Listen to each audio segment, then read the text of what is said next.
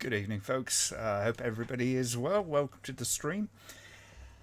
Wow, I totally lost track of time today. I hope everyone can hear me okay. Yeah. For some reason, I had it in my head. I had about another hour. Maybe I've put the clocks back an hour in my head. I don't know. Don't quite know what's going on there, but there you go. So apologies for the slight delay. I hope everybody's had a good couple of weeks. I had a nice weekend last weekend down with my brother, which was really kind of cool. So yeah, hello Kerry, hello Blue Iris. Oh dear. Kerry, if you want bad acts in shit assassinations, lisping henchwomen, this is your film. Yes, this is a bit of an odd one we've got tonight. It was requested on the Rambleholics, so I figured why not? I haven't watched this film since I've done the Cynical Celluloid on it years ago, so I thought it might be actually kind of fun. I do remember it being somewhat of a goofy film, to say the least. Kind of rough around the edges would be one way to put it, I guess. I'm just going to take my belt off. Hang on a second. This is not going to be nudity, I promise you. There we go.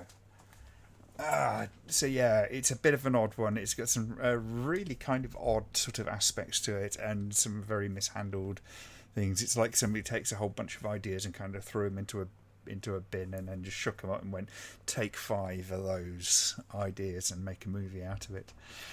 Wicker Man was amazing last time. Hadn't seen it for a while, but it's brilliant. Yes, it is.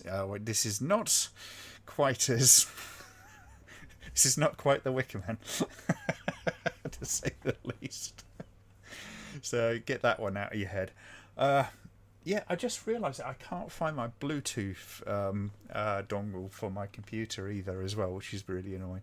So I'm tethered to the computer today, which is running, reasonably well. Own up who requested this. It was someone. I can't remember who did, but don't be casting any stones there, Richard, because you've come up with some doozies in the past as well. And that's the thing, isn't it? I think when it comes to these kind of things, I don't mind watching the occasional, like, a genuinely bad film, because quite often they're damn good fun. You should open an OnlyFans page. Yeah. Oh God, how awful would that be? I'd be paying people to actually to come along and watch it, wouldn't I? Has anyone read the script for the sequel to The Wicker Man that he never made? No, I haven't. I didn't realise there was one. So, yes. I'd say it was Kieran. Yeah, I think it was, actually, off the top of my head. So yes, we can thank Kieran for that one. But like I say, I mean, it's one of the Cynical Celluloid ones that we did. So I think it's worth visiting, however it is. I do have a second movie should we get to it, but let's see how we kind of feel towards the end of that. You requested Mad Foxes twice, and you only screened the commentary twice. Do what? I've done it in this format twice. Plus, I did the review, and I think, is there a commentary track? I can't remember. I lose track of which ones I've done and all that kind of stuff. Pray for me. I watched the Wicker Tree and after the Wicker Man, and it's so bad. Oh dear. My DVD is my friend's basement, but I have a good memory. Okay. Oh, the Human Centipede. Oh, in colour. They did it in colour. Really? Okay. Yeah, that was one of the ones that Ilona Six, the sister of Tom Six, the director, struck my video down, which is very nice of her. I think Nick Cage was in it, which will mean it'll be trash. The remake one is definitely lacking somewhat, but it's not like it's a film. I think The Wicker Man is not a film that really needed any kind of remake, but there you go. That's how he survived the fight. How? Does he walk out of it like some sort of Christ figure? Dear, oh dear. I just started rewatching the Saw films. Actually, I watched the first two, and I'll probably end up getting the some of the others on digital at some point, because they're cheap on Prime at the moment. They're only like about $2.99 or $3.99 now a pop. So yeah, I've been rewatching some of those, and bit of Jackass as well. I don't know. Occasionally I go through these periods of just wanting to watch Jackass. I'm not that highbrow. I'm really not. Despite what some people say, it is always funny when people kind of go, "Oh yeah, no, you're so hoity-toity and kind of like up your own arse and this kind of stuff, and a snob about these things." It's like, no, I'll watch stuff like Jackass, man. I really will. Oh dear. We've had Mad Foxes twice, truly terrible film, as a ramble along, or whatever you call it. Oh, it's Grobnob. Yes, we have had Mad Foxes twice. Yeah, it's fun. I don't mind revisiting films once in a while. It's it's okay. I saw the Saw films. They were okay, I suppose. Yes, they're the first one's a very solid film in most respects. The second one's a bit kind of shakier, but still fun. But they get progressively worse as they go along, really. But isn't that always the case with these franchises? Say the same about Friday the 13th or Halloween or whatever. Cage is not in the same league as Woodward and Lee. No, he's in his own cage, and quite rightly so. His own league, I should say. US remake of a crap sequel, say no. Yes. Sunday Movies did good reviews of the Saw films. I don't know them, but some people really, really enjoy them, and some people try to kind of like link them together, which I think is probably the most interesting thing about the existence of the Saw films. It's the fan theories that they come up with, and trying to work out the timeline and trying to resolve the problems that may or may not exist. I find that quite interesting. In disguise, deleted all the old channels already and being more of a viewer than a streamer. That's fair enough. It's a lot less stressful. And you don't nearly forget that you're supposed to be on air. Like I just did tonight. Good God. Yeah, it got to like about 4 minutes. So I was like, oh shit, I've got to do a stream. Oh, God damn it. I've spent most of the day playing Ghost Recon Wildlands. And that game can really kind of suck your time, because it's a lot of grinding in that game. You know, you want to power up and stuff like that. It's like, my God, they give you sort of meager resources on a lot of the missions. And yeah, it's all the stuff that is very, very repetitive. So it can get a little bit tedious. But, you know, it's okay. I picked it up cheap enough, so it's not exactly like a massive thing. Anyway, who's ready to get England for England to get a beat down tomorrow in the football? It's hilarious to me. I honestly just don't care about the football, win, lose, whatever. I just hope people ain't arseholes about it one way or the other. I look at football as just being like a theatre show that I don't particularly like. You know, if it gets bums on seats, that's a good thing for the economy. And all that kind of stuff, but I have no interest in following in it, whether it's England or whoever. I used to watch it a little bit as a kid. I've only ever been to one football match. It was a Leicester City football match, probably back in the 80s, when they were at Filbert Street, and not the Walkers Stadium or whatever the hell it is these days. That's one of the things that really bugs me with football.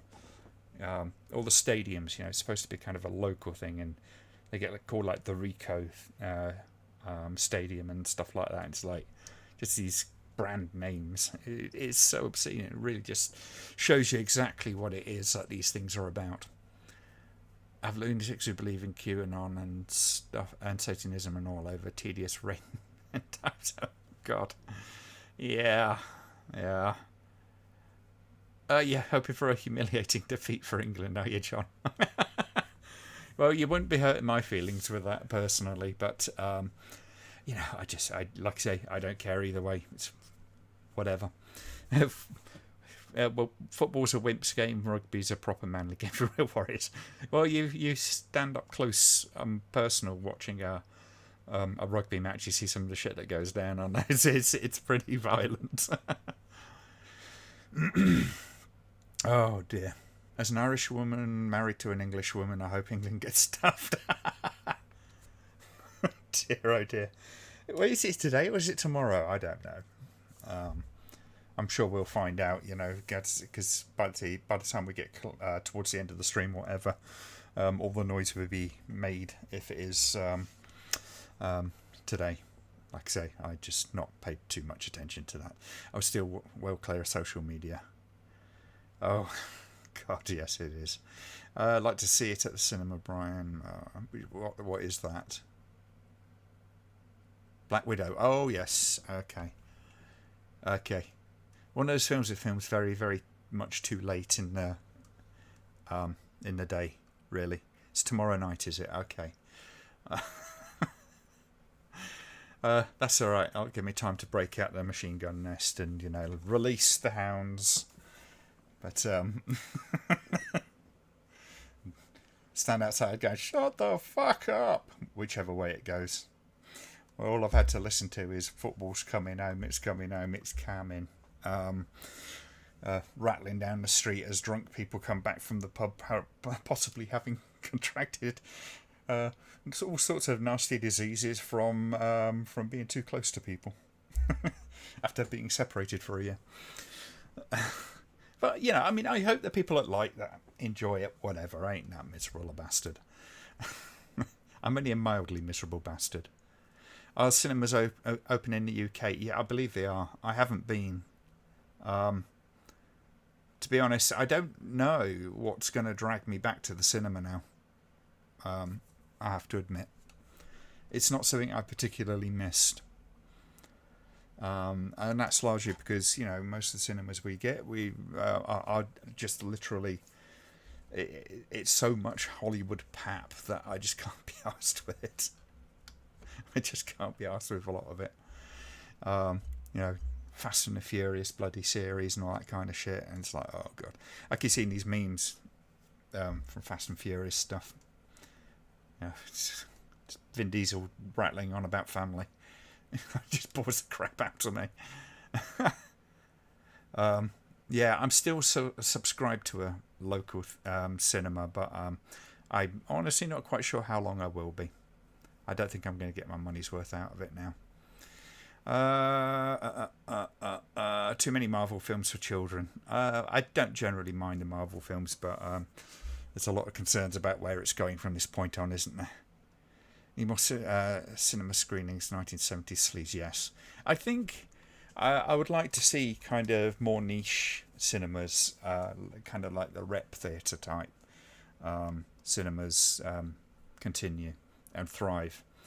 As for the multiplexes, as far as I'm concerned, most of them can take their stuff and shove it up on their overly priced subscription channels for me to never see.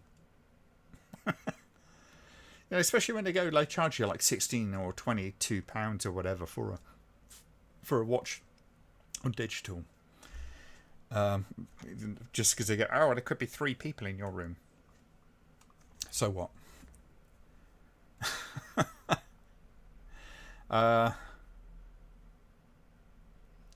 Guessing it will be allowed to open up for the 19th. Yes, we'll see. But yeah, that's just how it is, isn't it? Okay, so I think that's enough waffling for the moment. Let's get everybody sort of queued up and ready to go, and we'll get started in the next couple of minutes. Link is in the description, so we'll just start from 000. Get going from there. Oh dear.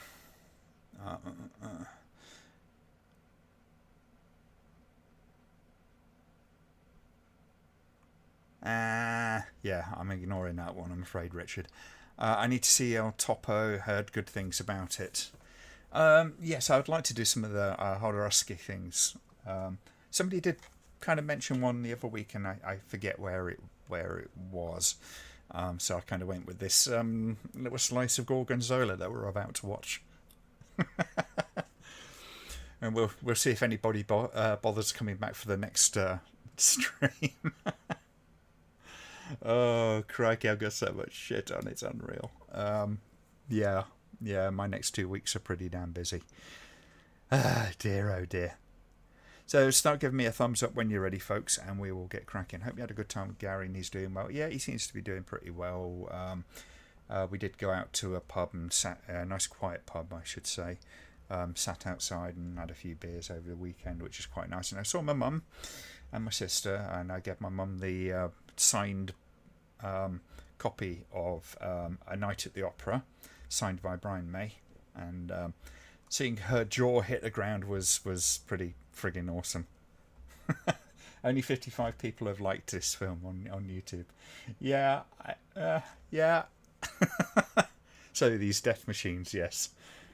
Oh, I've no guarantee that a load of you might kind of just go, "What the fuck am I watching?"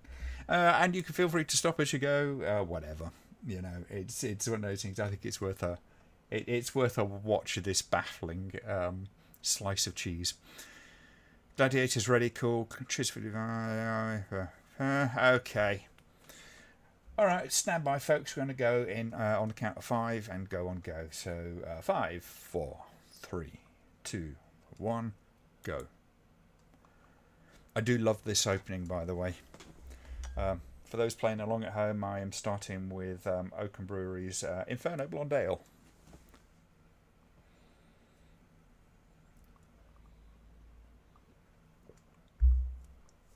Oh, something I should mention, by the way, is this copy, some reason, has a bloody K written in the middle of it. I do apologise for that, but it's not too bad.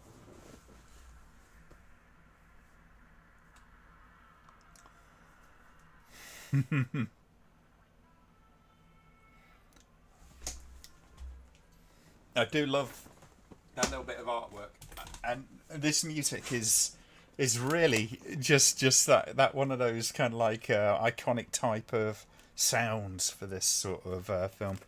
But I mean, look at that artwork on the front there. That's a lot of fun.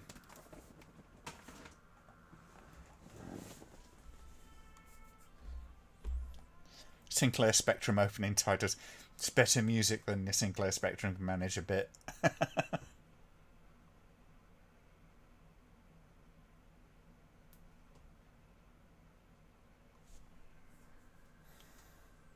R.I.P. hearing.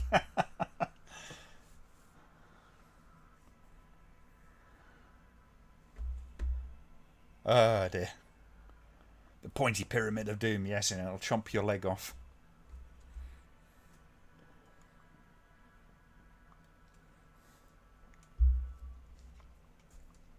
Looks like a Transformers movie. I guess it could do. Yeah, unfortunately, John, but that's the version we've got. I do need to take a straw poll with you folks to see who's subscribed to Shudder and who's subscribed to the Arrow channels, because if enough of you are, we might do a few of them off of that.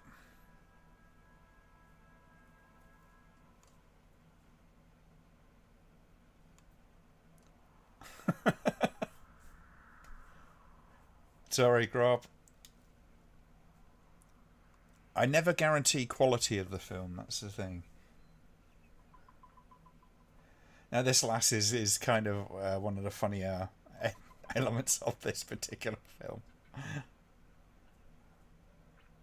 She's starred in about 3 other in 3 films in total, including this one, and it's not surprising. You're a free man still. Speaking of artwork, bought a few Blu-rays from Vinegar Syndrome. Superb artwork on their releases. Great. I'm considering subscribing to them if enough people want to do it, because there's a pretty good selection of films in good quality on there. So I haven't had any ads.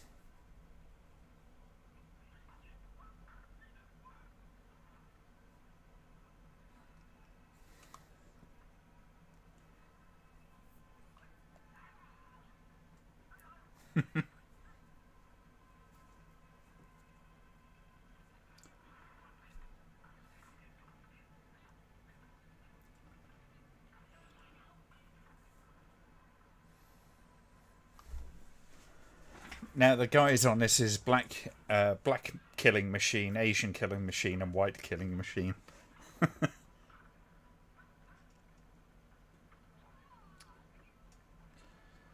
I believe these guys, the killing machines, are actually kind of martial arts instructors, which is why they've actually got the moves. A very Dusty Springfield, yes, yes.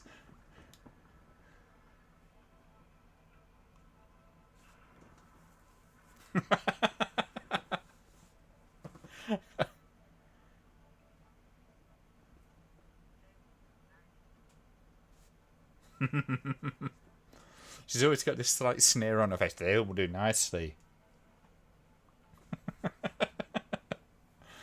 Only less beardy.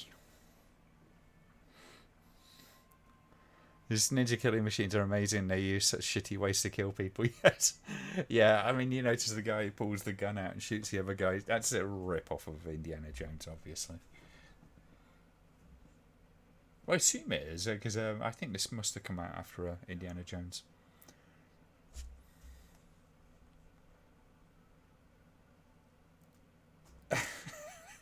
Well, you see, I mean, you do whatever you need to do, don't you?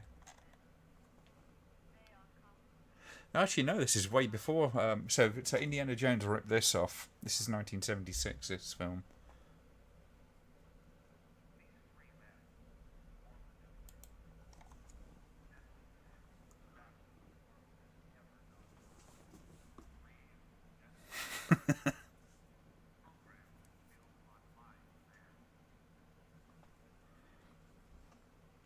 See, this is one of the things, if I remember right, that this guy, this whole sequence with this guy, this is mysterious sort of shadowy entity which is sort of behind this all this stuff, and it sort of goes nowhere. They really did just get a grab bag of film ideas and just kind of yanked out a bunch of ideas from it. Gun fu, oh dear.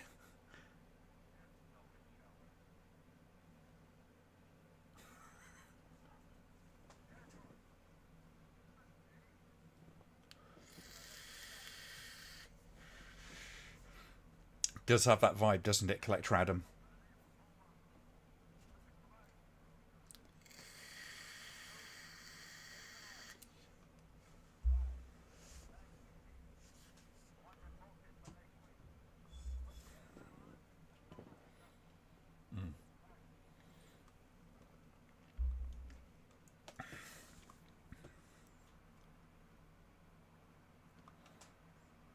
Well, thank you, Grob.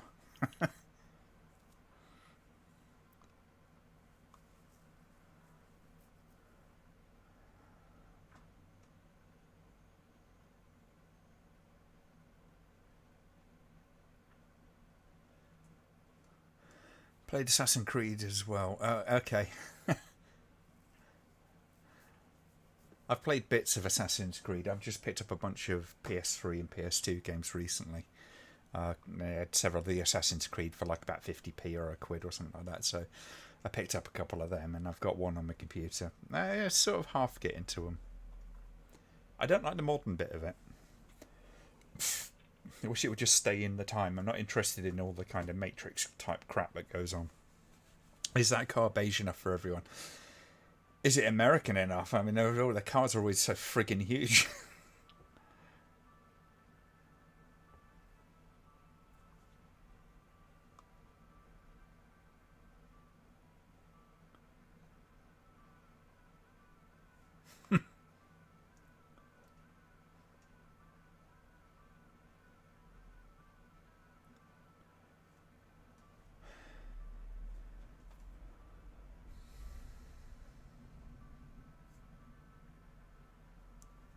He's taking his time about this shot, isn't he?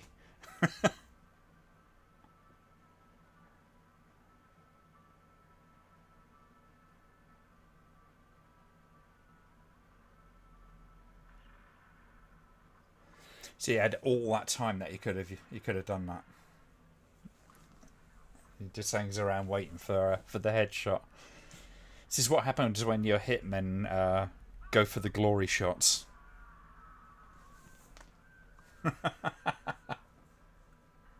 That did not look like that big a landing. When I know the American cars are kind of like, built like brick shit houses, but I don't think they're made of concrete either. You want your assassin to have decent eyebrows like this fine example. Yes.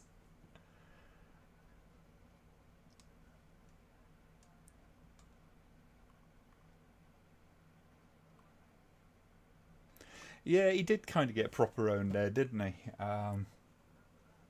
He's kind of like one of these. But it just took way too long, didn't he? He was like he had so many opportunities just to pull the trigger, and it would have been a good shot. But no, he had to wait for the glory shot of the head.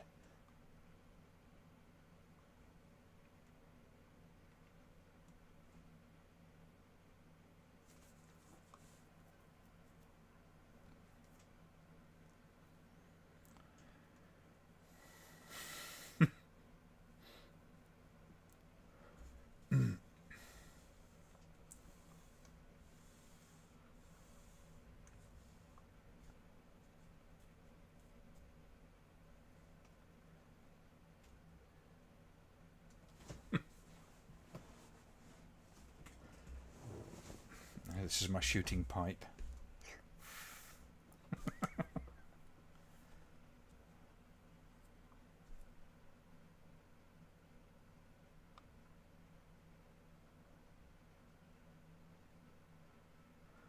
Very, very casual, aren't they? It's just like, yeah, we'll take our time and wait for the sniper to do his thing.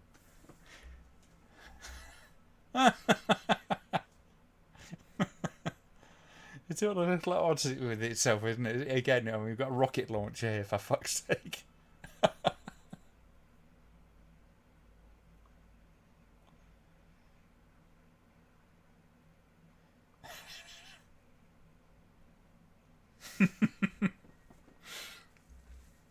Not looking too inconspicuous in the middle of a park in broad daylight now, but at least they weren't doing night for day.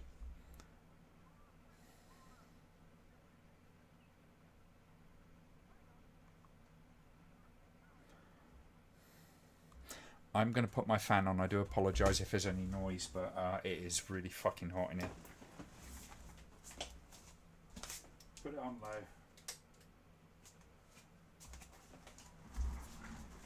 Hopefully that won't be too bad. Oh yes, we're in the zone of crapness now.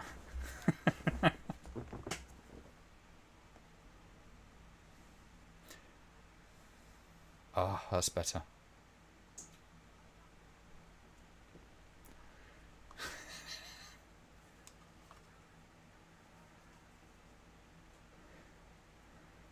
It's like the A-team's got very kind of very homicidal, isn't it?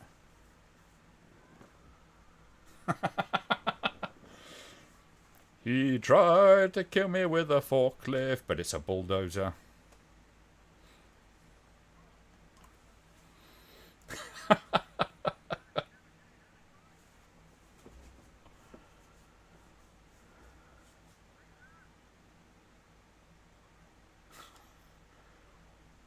I don't know how the phone actually survived. Maybe we're not supposed to ask questions like that.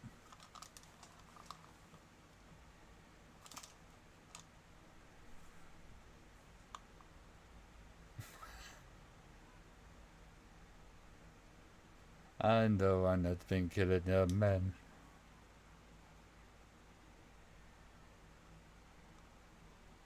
God, he sounds drunk.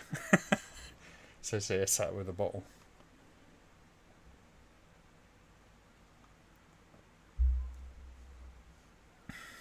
Back in the 1970s when phones were more sturdy. I guess. Yeah, you sneeze at your mobile phone these days, the break.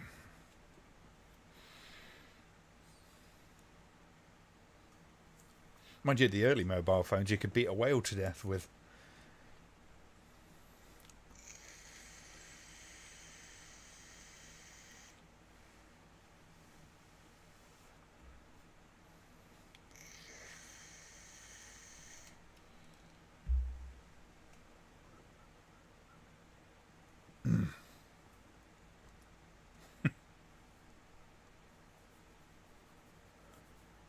We need subtitles.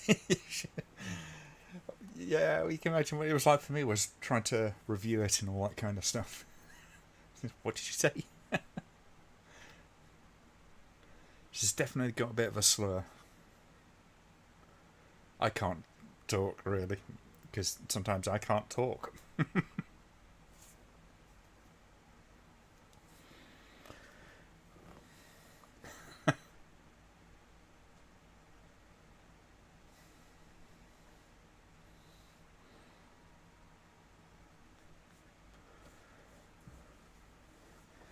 I've been watching a lot of air crash investigation type stuff just recently, and I come across this what's Ask a Mortician, a channel on YouTube. Some of her stuff is brilliant.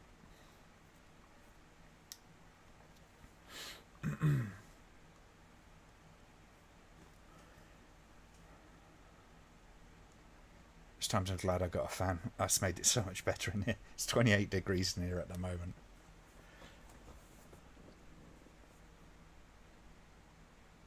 I'd opened the door and kind of like tried to blast some air in. It was like, and then I suddenly realised I had about 3 minutes to get the stream started. Oh dear.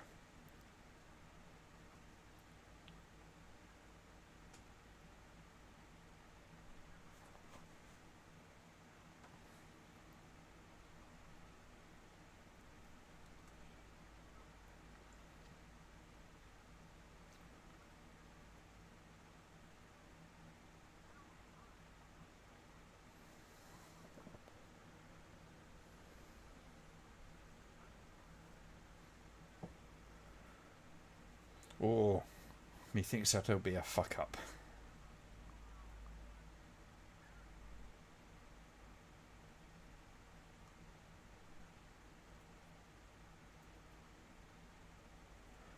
Check those suits. They are very 70s, those suits.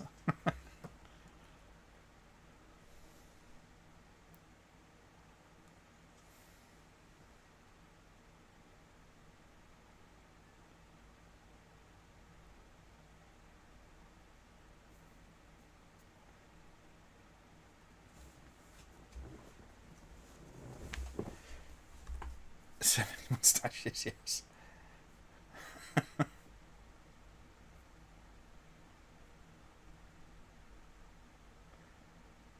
Now, this film is actually out on a DVD release somewhere, but it's part of one of these multi-pack things. I think it was only released in US as well. So, I mean, obviously, when I kind of saw this online, I went for it because I went, that looks like it might be a fun enough film. That's the back cover of it, just so you can see. It's got the stuck on 18 certificate because it's pre-cert.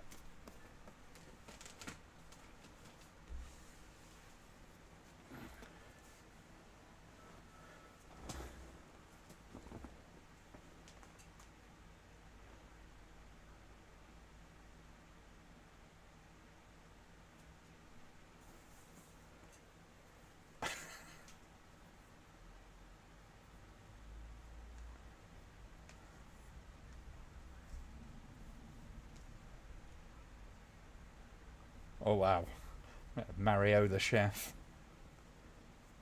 You eat that's my bottles. And then spaghetti bolognese.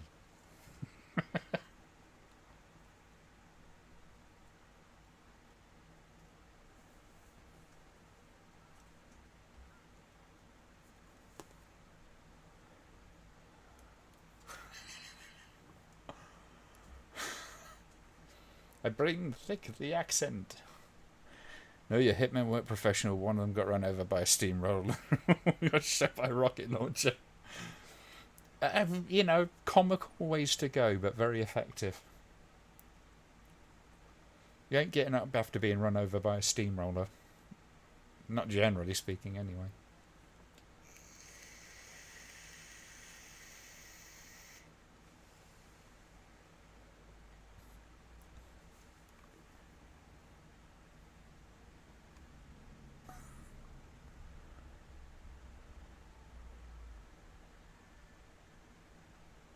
There's a hell of a delay on today's stream, I have to say. Oh no. Was it a sex toy?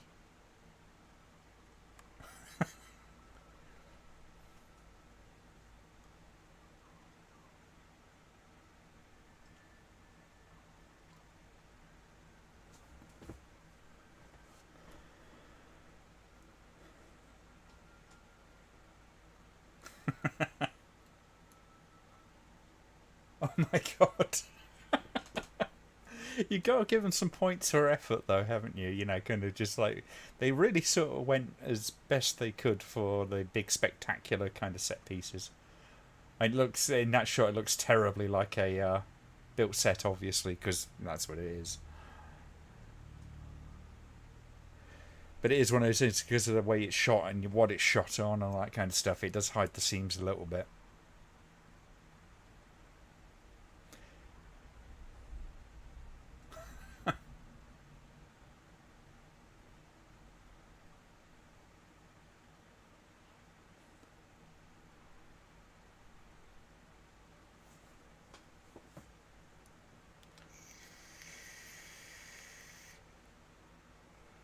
Really counting on the not doing headshots, aren't they?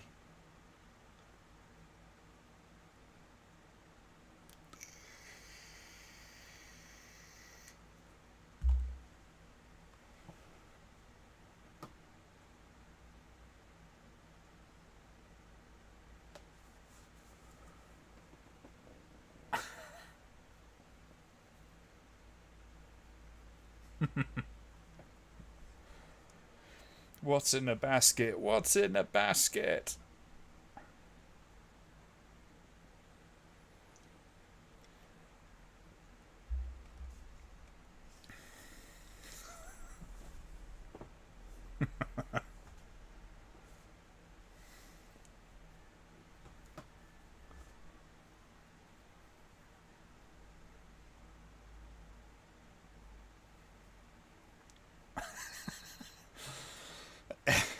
It's got a similar kind of vibe to it. It has to be said, Grob.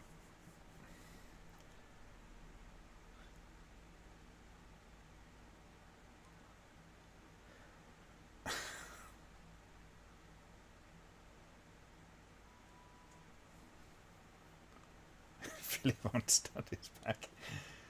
Yeah, drunk as ever.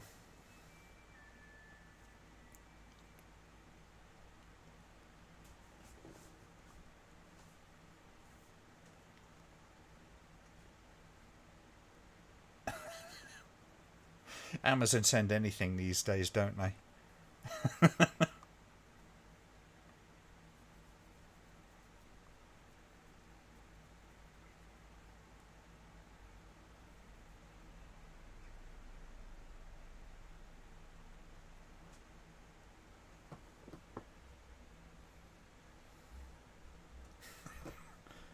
Now we know where Pagan Min gets some of his opening lines from.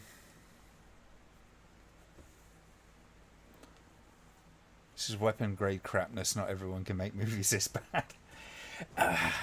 It is one of those films. There are a lot of very potent bad things about it, but it's also kind of, at least for me, kind of fun in a way as well.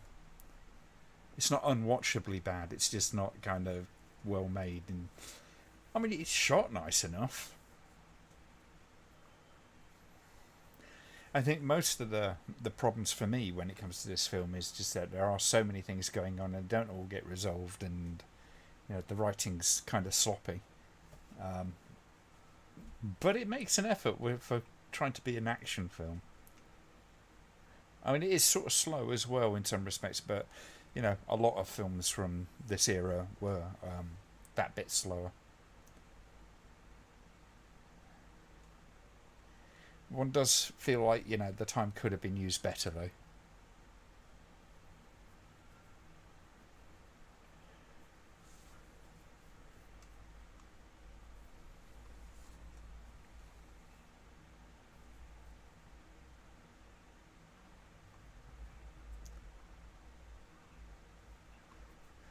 Yeah, I think so, Grob.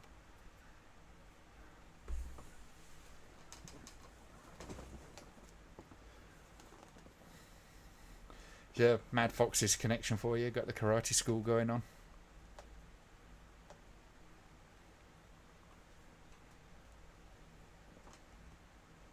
I just keep ending up playing around with this bloody cable.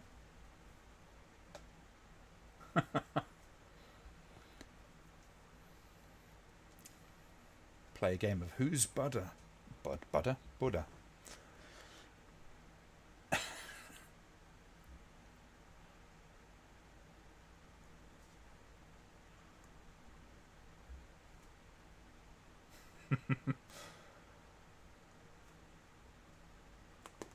You see, that's the thing, isn't it? In the 70s and early 80s, it was just so huge on all the kung fu sort of stuff.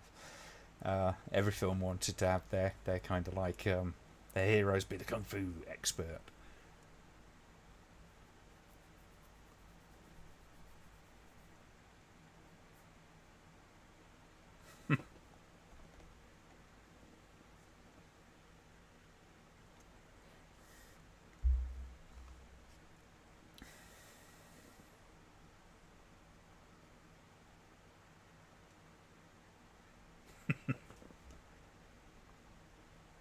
I mean, you should be enjoying this, Richard, because it is very Mad Foxes. Just got a lot less Nazis in it. Hello, DC.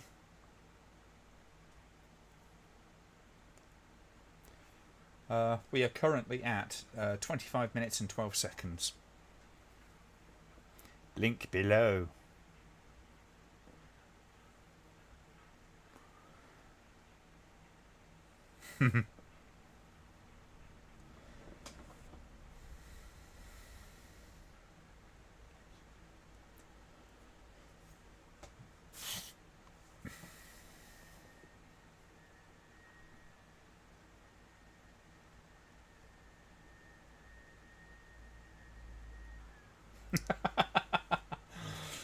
The old staple of breaking through the window and in slow motion, and not one of them gets lacerated.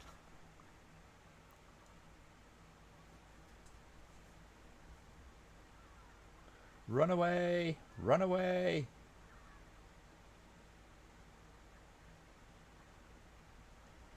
See, there's elements of it with the stunt and the kind of choreography which are actually pretty reasonable. I mean, that bit where he takes a leap down the stairs and stuff like that, my god, that's pretty damn athletic.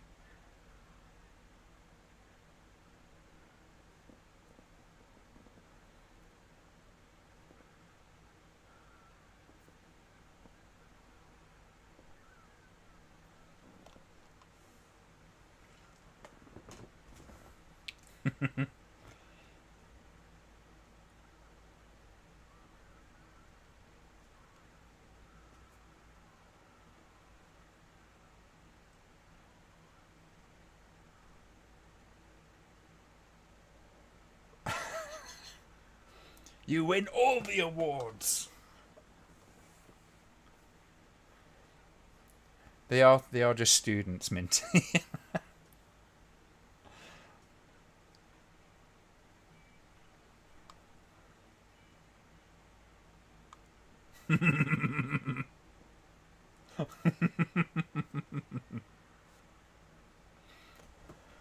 Whoopsie doodle.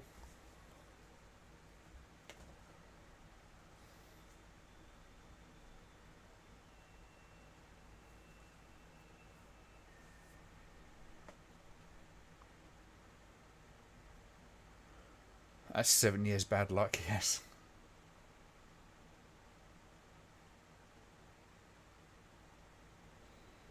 And they slip away into the night. Welcome to the world's shittest karate school, even worse than the karate school of Mad Foxes, yes. They always seem to get their asses kicked, don't they?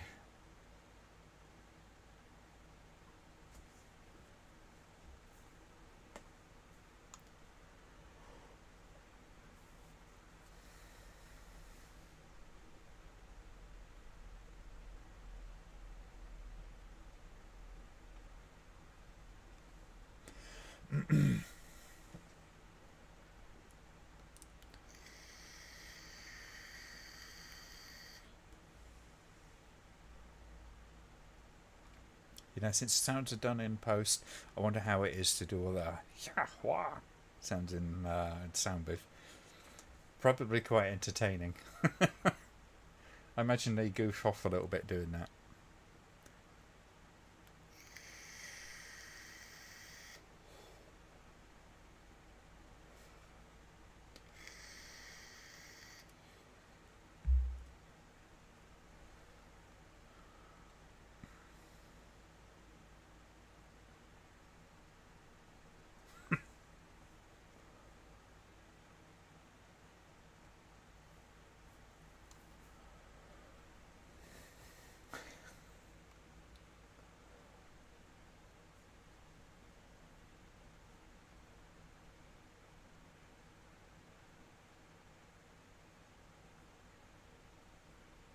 Now you can understand a few of these guys having been killed because it's like, a few brown belts in there, that kind of stuff, pretty low level.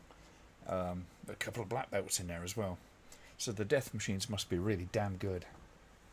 They're the best of the best, damn it. Or to quote Madame Lee, they'll do.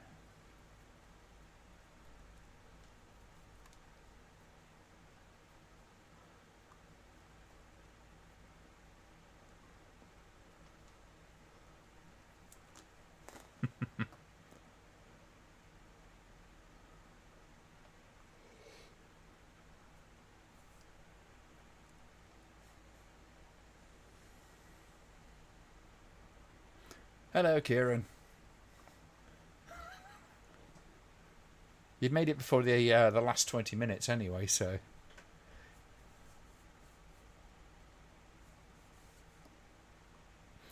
I'm fine if a little warm, so I do. I apologise if you can hear the fan in the background, but it is kind of necessary, otherwise I will melt.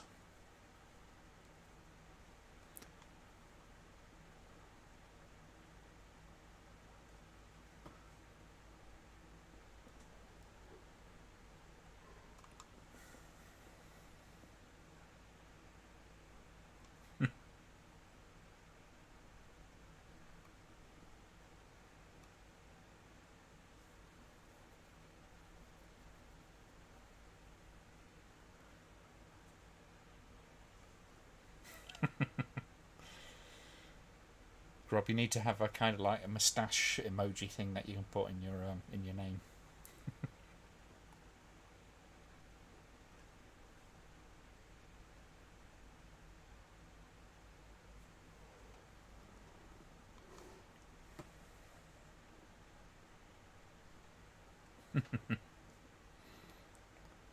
We've got to have a sexy nurse. Oh my god, that thing just looks like a splat, doesn't it? This reminds me of Lord Percy's attempt at alchemy in Blackadder 2. A lump of purest green. Well, it's not so much a lump, more of a splodge.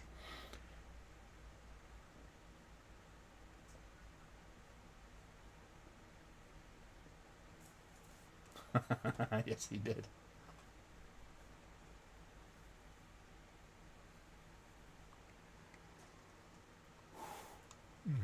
Excuse me.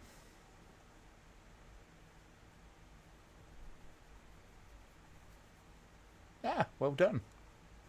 Congrats there, Kieran.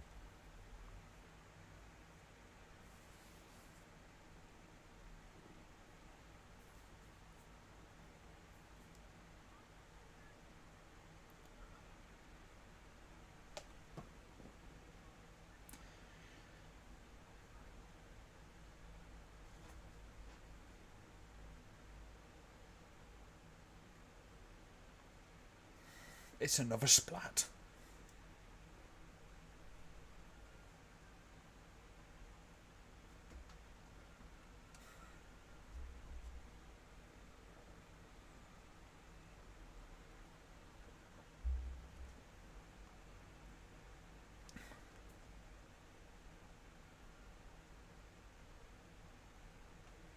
Oh, there are no heroes in this film, John.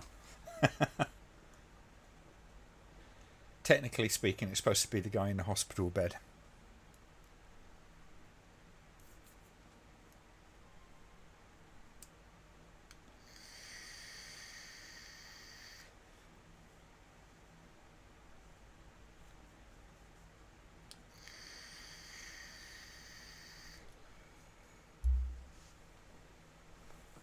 I remember you always say there's a point of view character. Not always. You tend to find that better films do, because then the character sort of informs upon the film. It doesn't always stand. Sometimes it's very much a third person thing. This kind of works like a third person thing. It's not very consistent in that respect. So in many respects, the story is very kind of, like I say, the writing's not great. But Mad Foxes has a very similar kind of thing. You can't say it's the hero's character that informs that film because, quite frankly, he comes across as an arsehole in it. Excuse me.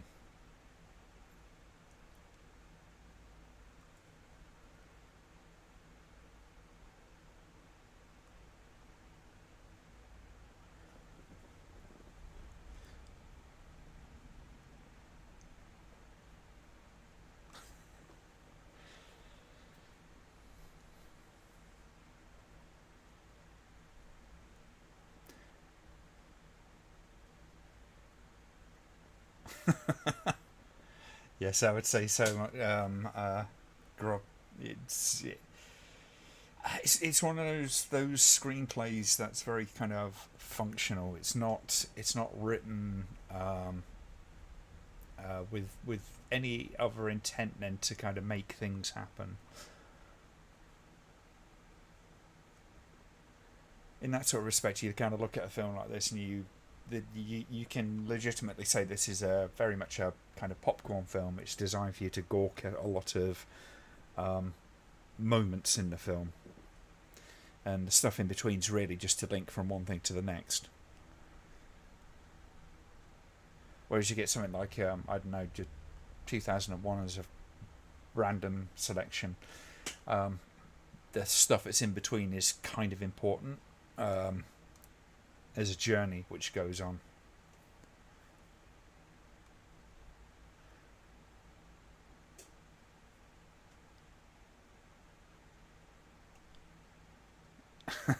I think they tend to understand that you can be a little bit nervous in these interviews, but as long as you demonstrate that you kind of know what you're talking, that you have an understanding of certain things, even if it's not perfect in that circumstance. They're not marking you when it comes to those things. They're just trying to make sure that you're someone who is kind of into wanting to understand those kind of things and wanted to explore them.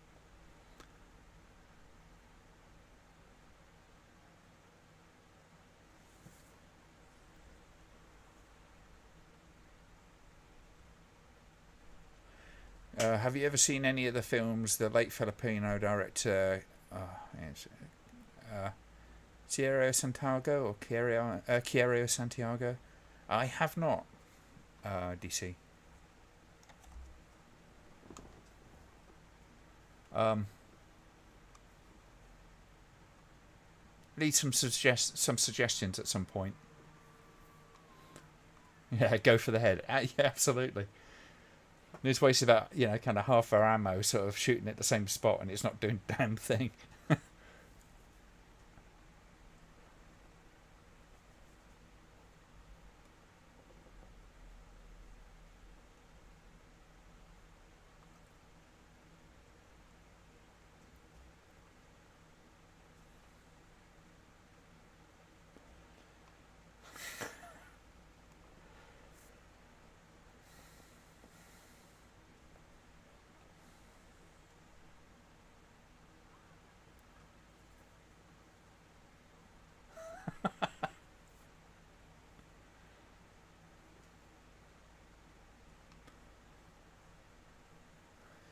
See, these are the sort of guys that I don't believe for a second that they would wander off without realising that one of their numbers is missing, because I'm sure they can count to three, and they're supposed to be all sort of hyper aware of what's going on around them because they're all martial artists.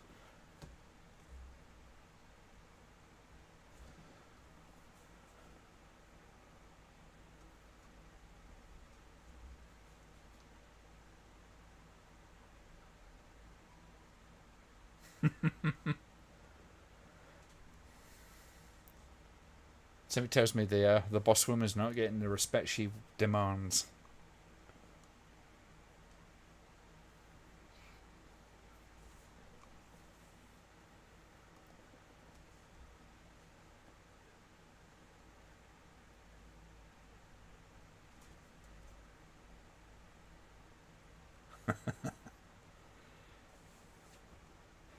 She's a goofy villain, isn't she? What is interesting though is that she is kind of in this sort of power struggle. That even the killers won't let her do everything that she wants to do.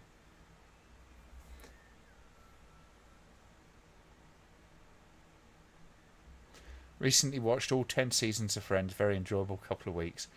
I used to enjoy Friends, and it got to about the last 3 or 4 seasons, and I'd had enough by that point. It got bad by the end. 1976, Kieran.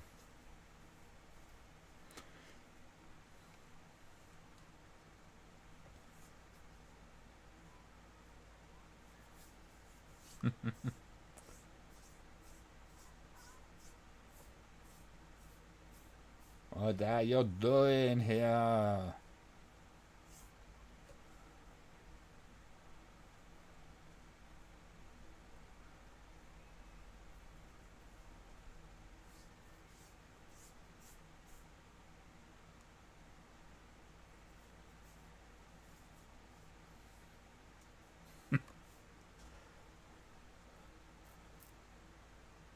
You look and dress like Ross, okay?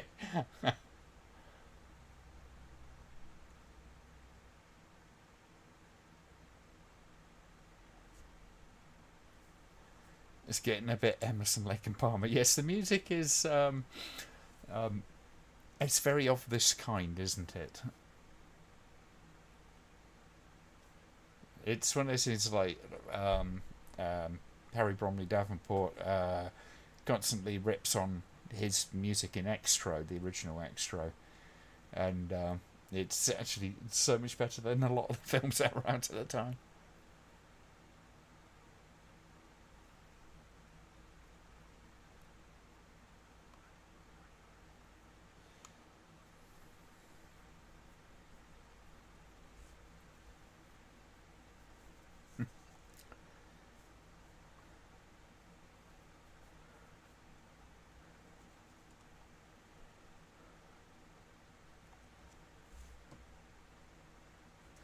I did sit through the entirety of Ash vs. the Evil Dead just recently, which was a lot of fun. I'm not getting any ads at all, John. I have got my regular ad block on, but it usually kind of interferes somewhat. Must just be in your region. Sirio Santiago. Okay.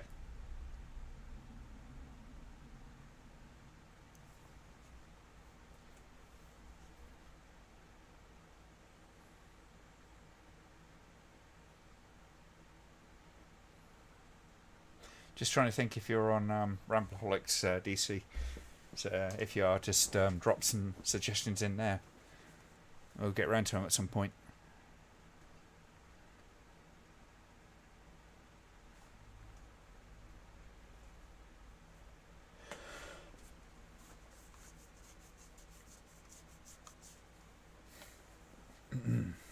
Watching this on your TV, no ad block on that. Shame it dies after 3 seasons. Yeah. I think they just about salvaged the end of it enough to make it feel like it actually kind of finished. But yeah, 3 seasons of 3 series of Ash vs. the Evil Dead. Oh, you're in Whitehaven. I've not had one. Maybe they're just targeting Whitehaven.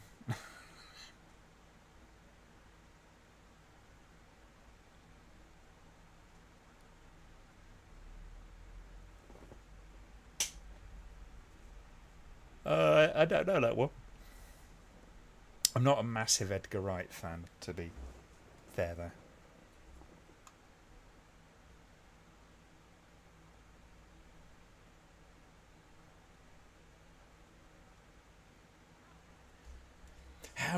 How could I forget that mass murder of people in pajamas?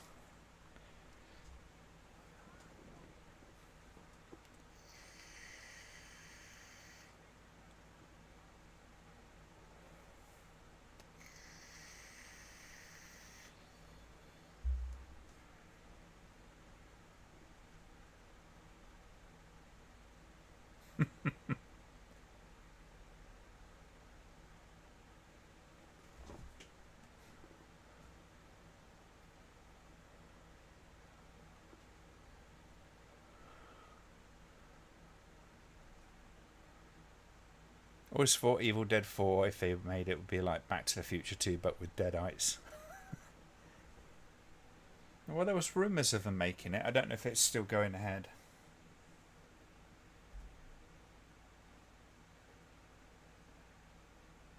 But I suspect what it'll be will be very much. But you're probably, close to that regard. It'll be set in the future.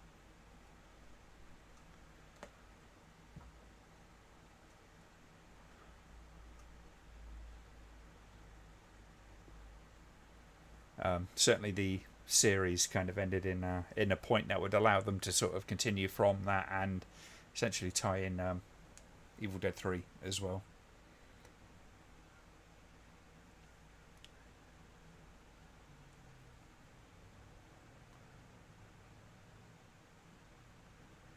Oh, absolutely, Frank. And that said, as much as I laugh at this film, it's a long way from being the worst film out there.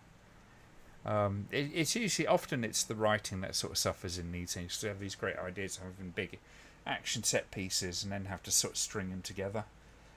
And this is one of those films that sort of really does kind of stink at that.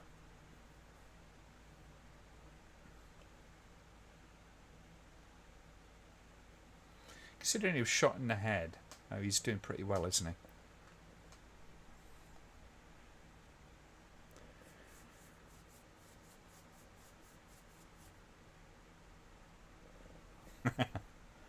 Yeah, scary.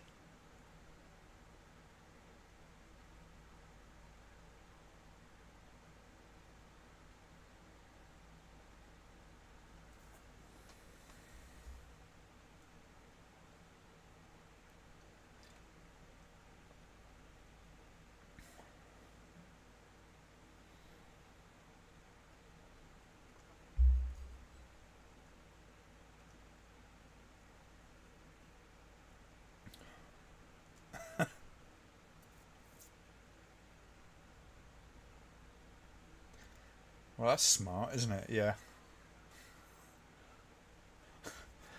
Well, I don't think these cops are going to be winning the big brains awards, are they?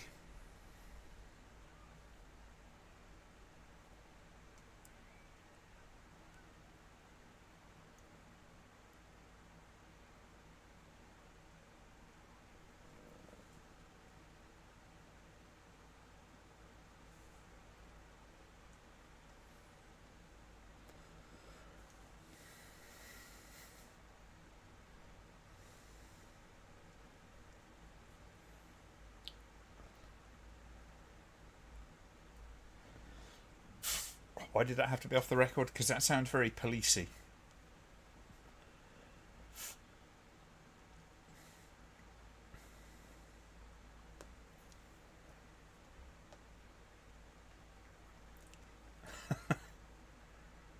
J.J. Abrams is another one of those guys. Has a lot of great ideas. Is actually, technically a very good, very talented filmmaker in terms of kind of visual sort of aspects. But he's always let down by his writing. So many are. I mean, it's the same with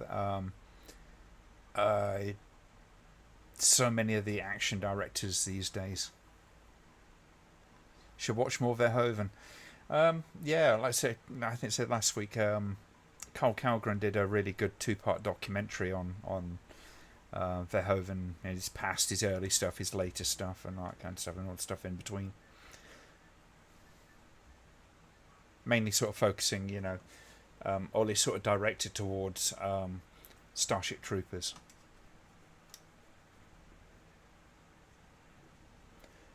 Oh, you should always watch a bit of world cinema if you can. It's good stuff. Holy Motors being one of my favourites. I absolutely adore that film.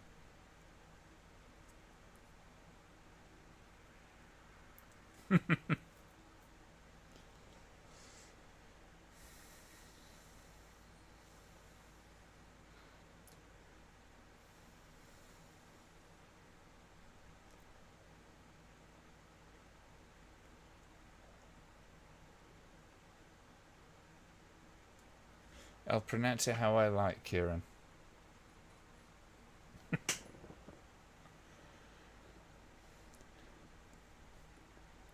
In case I hadn't realised, this isn't one of my formal reviews where I desperately try to get it right.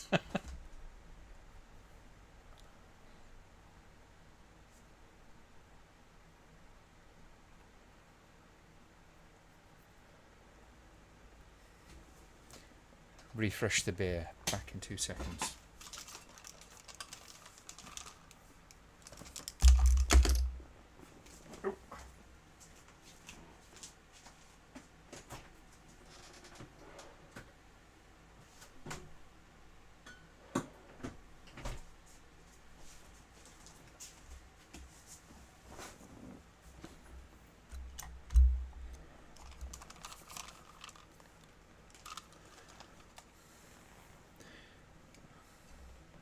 I don't think I have heard the bitch's story of making RoboCop. I'm getting the feeling it's probably quite amusing.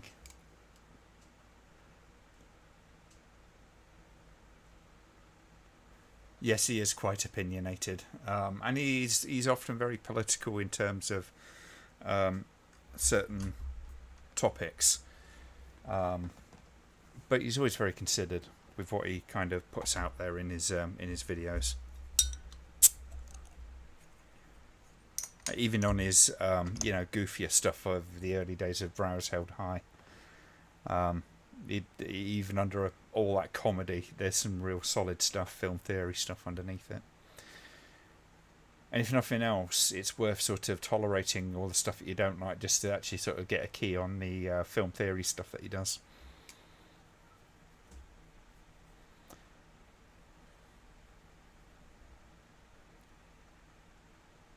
He thought bitches was a normal term for women.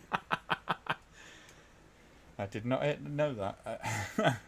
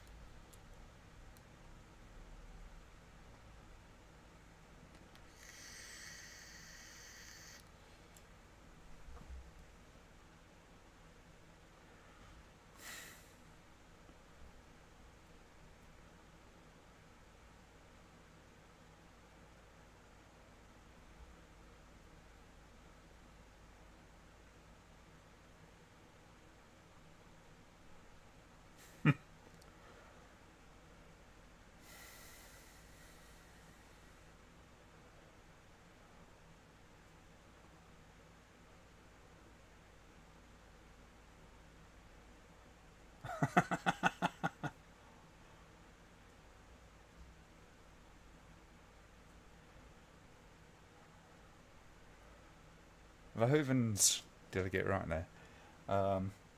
Politics is kind of an interesting thing to look into, and that's one of the things Carl Calgren really goes into as part of his look at the director. But looking at it from the early stuff and all that kind of stuff, and the different sort of sexual politics and the likes, and the approach to violence and all that kind of stuff, it was fascinating.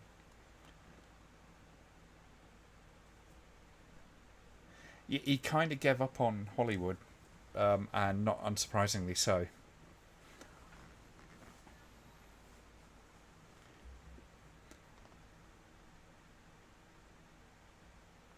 I did quite enjoy Showgirls when I watched it. Considering it's supposed to be one of the worst films out there, it's a long way off of that. It's got some really kind of weird sort of aspects to it. I think that's the thing that throws a lot of people with it. Is this a Mad Foxes type thing? Yes, it is a bit.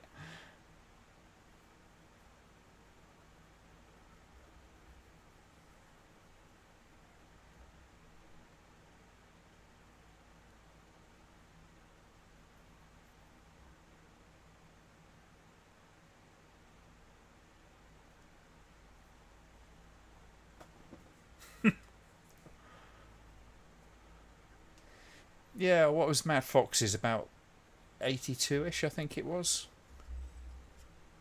Let me just check.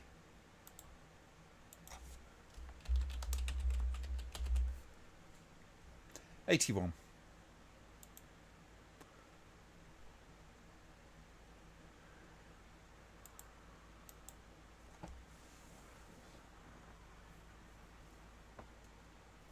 Did anyone watch Starship Troopers for Denise Richards? Because I don't. I would like Dina Meyer a little bit more. I was always kind of glad she was the one that kind of like got away with Johnny Rico, and it was on her terms. Showgirls had the girl from Saved by the Bell. I mentioned it at work for some reason. Yes, it was. Yeah. Although to be fair to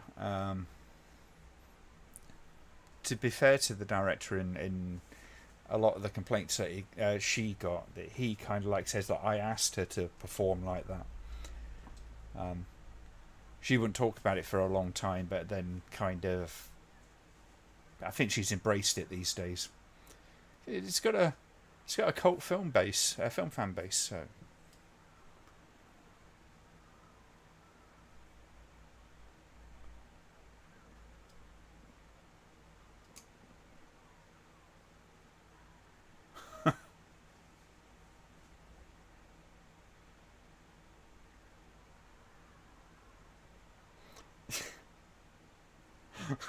Gotta love that cliche. They always got the stack of cans or boxes or bottles or something like that somebody's got to go through.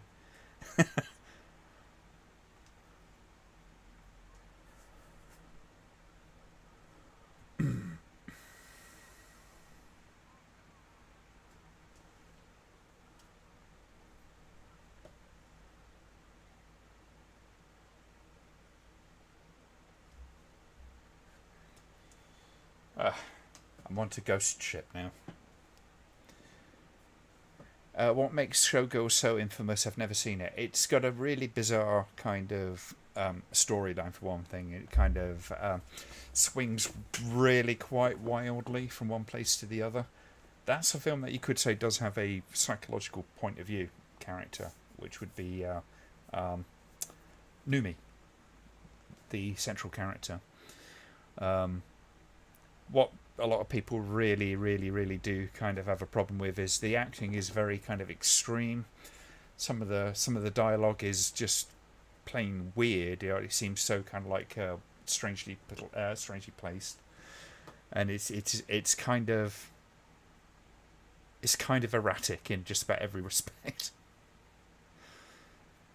But if you take it as being sort of her point of view, you could kind of understand that sort of psychology to the film. But it's a sort of heightened kind of reality anyway. Basically, kind of like think of the way that he portrays violence in RoboCop is the way he portrays that industry within Showgirls. I mean, it is a deeply flawed film, but definitely not unwatchable.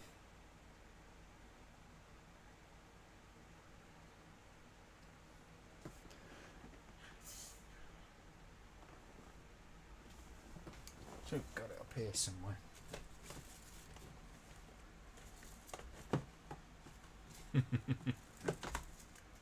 So there.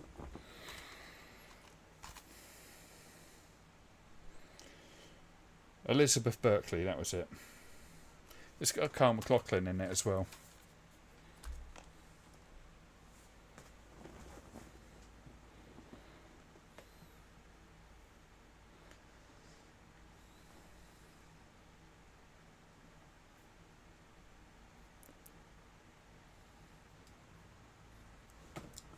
Michael Ironside was always brilliant. He was elevated at whatever film he was in. As I understand it, he's a really nice guy as well. Despite always playing these very scary type of characters.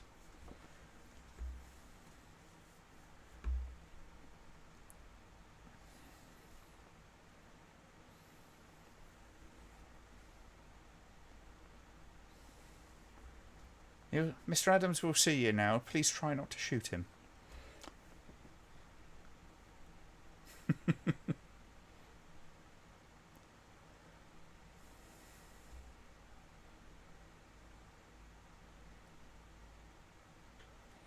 Oh, there's plenty to have a lot of enjoyment with Showgirls. For a bad film, it is a pretty damn entertaining one.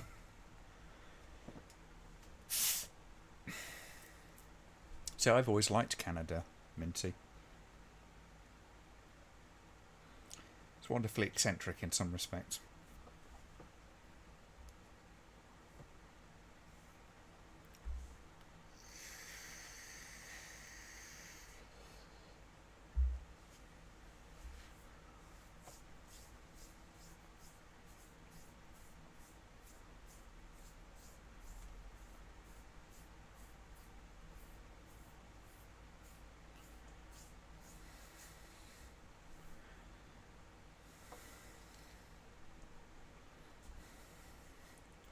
Berlin is odd. I live here.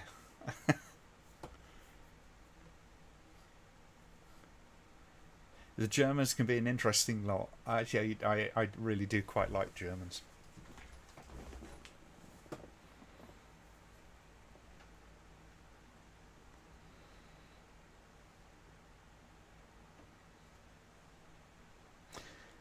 I wonder if that's just RC Attitudes, or is that the Canadians? I never read that. Appearances really do deceive. Ironside looks like a real hard ass. It really is unbelievably sweet and kind. He even performed my favourite lie. What does it take to get laid around here? It's a funny thing, isn't it? You get the actors who play the bad guys are often the nicest.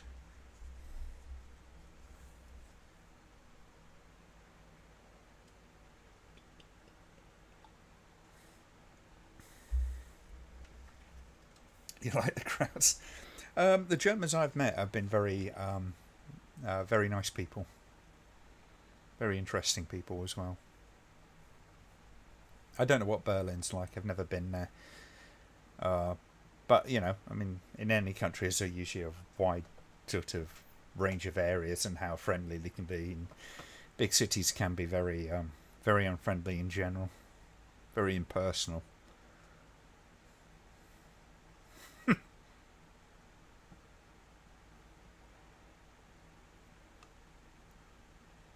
But I've had some good German friends via YouTube and stuff. And in real life as well.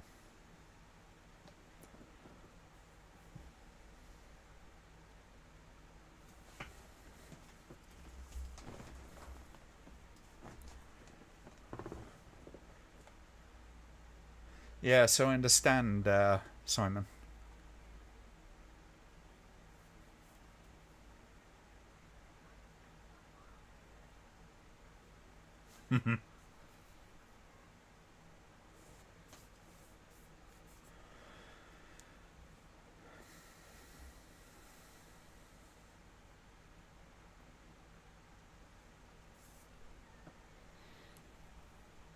Well, I was very happy to go visit my family there last week. I'll be seeing them again at the end of the month as well, beginning of next month.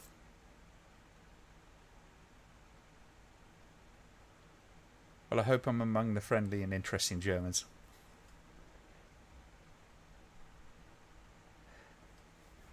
There's a lot I like about Germany. I did learn a little bit of the language many years ago, but most of it's gone from my head these days because I've never used it since. But yeah, I've always enjoyed the company of Germans whenever it happens to have come around.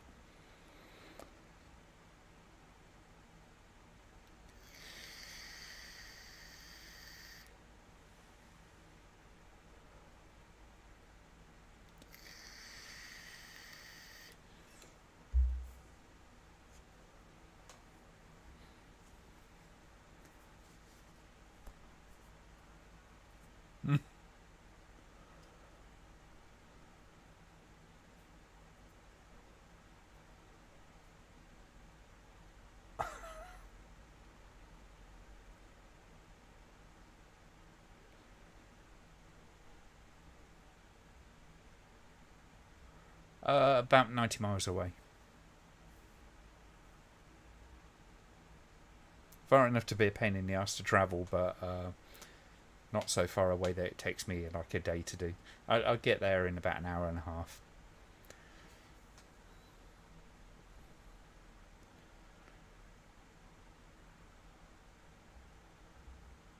Oh, we all have conceptions of each other, don't we?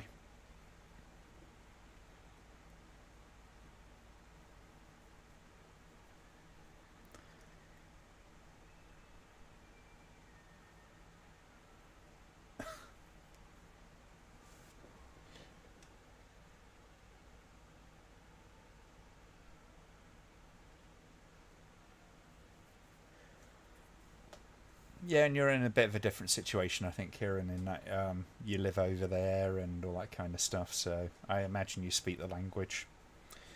Um, I think you tend to get the worst of the experience when you go to all the touristy areas, particularly um, in most countries.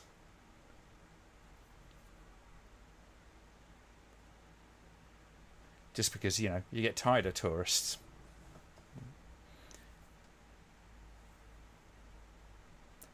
Of course, England kind of ruined our reputation abroad in a lot of respects with the way some of our some of our citizens behave when we go abroad. Dutch is a weird language. It is a tricky one. Finnish is a tricky one as well. Like German, French, Spanish tend to be, relatively easy to sort of get your head around. Um, you get the languages like Dutch, which is quite difficult, and then the Nordic languages as well.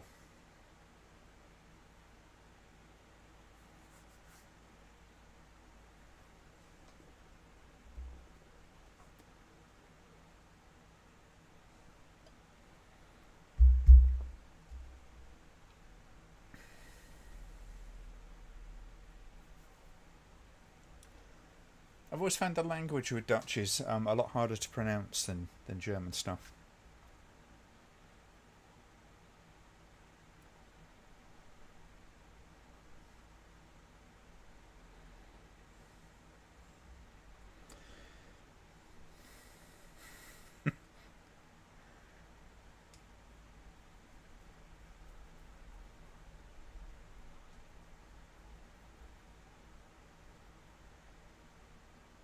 See, this is another section of the film is just like kind of like it doesn't really go anywhere.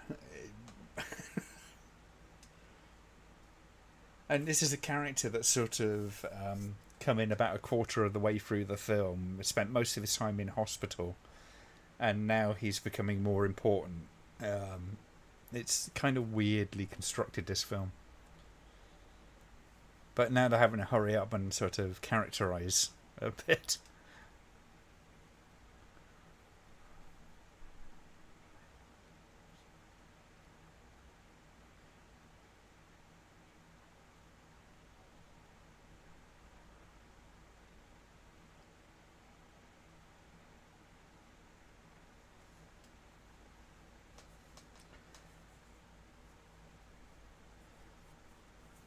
I think I'm a bit of a hippie when it comes to like kind of being around foreigners and stuff like that, because foreigners to Britain. In I tend to enjoy the differences in perspective and what they think of us and how they react to how we think about them and that kind of stuff. It's fascinating.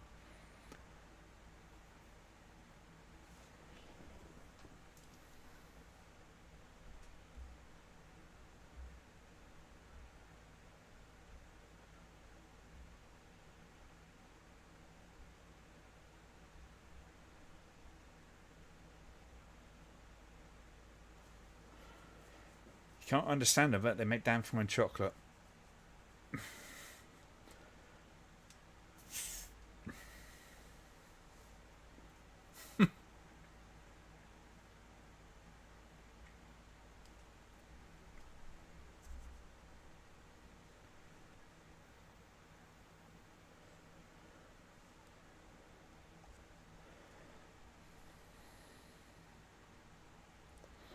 Richard's counting down the time till he gets his ass kicked again. Yeah. I don't mind a hero that isn't the most capable in the world. In fact, tend to find that more interesting than the Steven Seagals of the world. You can't touch me because I'm the hero, kind of thing.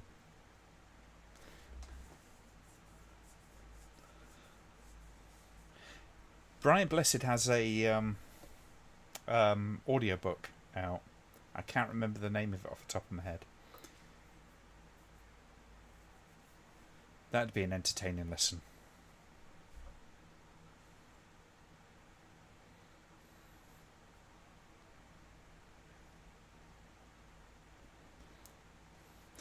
I would say Britain does some really, really good chocolates as well, actually.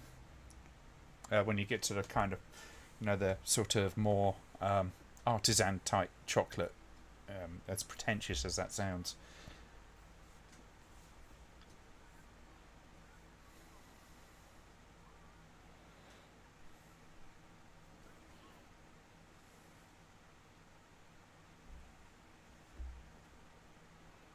But Belgian chocolate is damn good.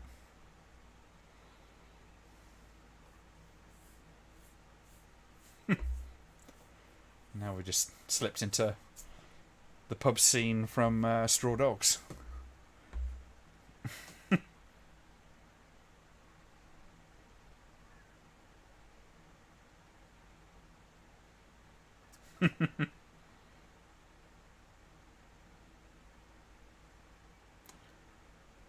How the hell did he bat him across the way with a bloody pool stick?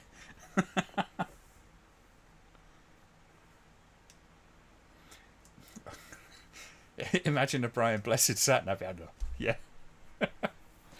Turn left now. Now, I tell you.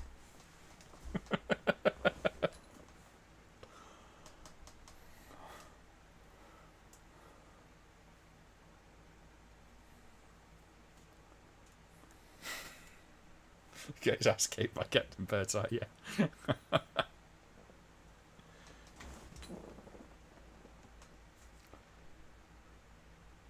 It's a little unfortunate with that camera angle because it's got that spout of water behind it and makes him look like he's doing comedy crying. It's like kind of...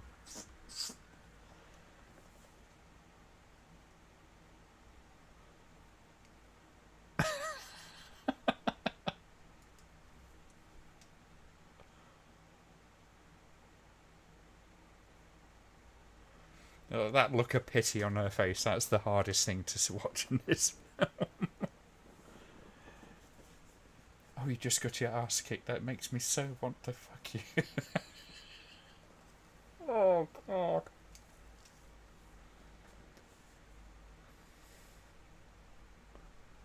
She looks so bored in this sex scene as well. Wow. That's one of the coyest sex scenes you ever see.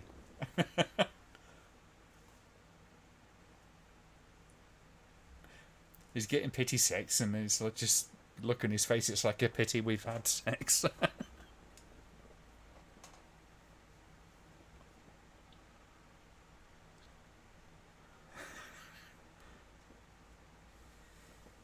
You can put on your nurse's outfit and.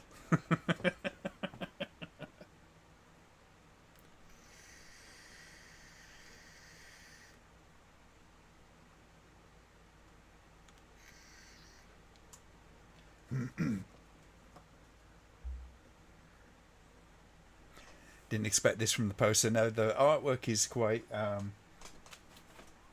It's kind of misrepresentative, isn't it? You're expecting some sort of like lair with kind of James Bond villain type traps and all that kind of stuff, aren't you?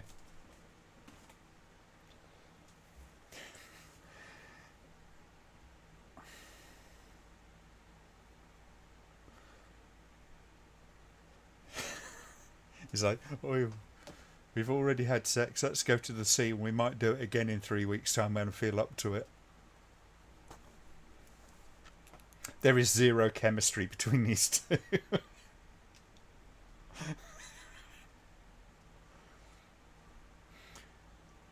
In chemical terms, you describe this relationship as somewhat inert.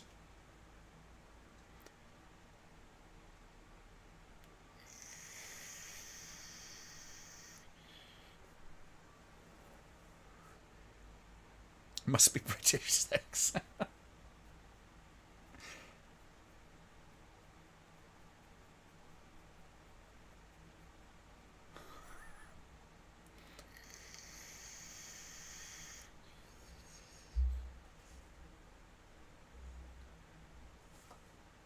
Looking at Raro Video USA recently, a few things there have my interest. What is that? Bootleg site or something?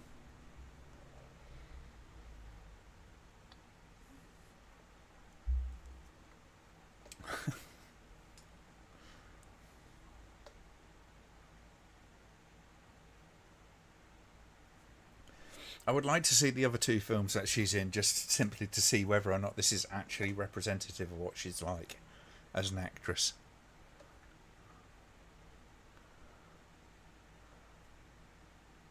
Oh. Yes, I do remember that, Richard.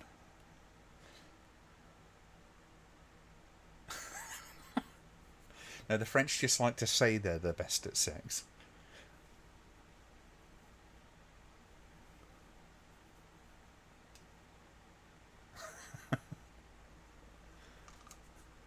I would like to see some empirical evidence of that.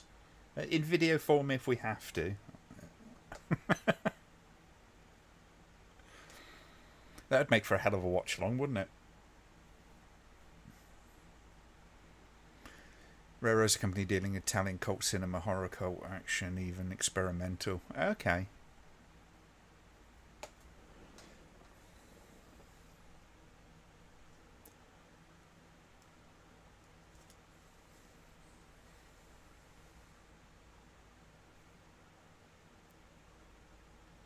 Oh God, Blue Lagoon. I watched that. God. Probably about 25 years ago. Oh, that's a coincidence.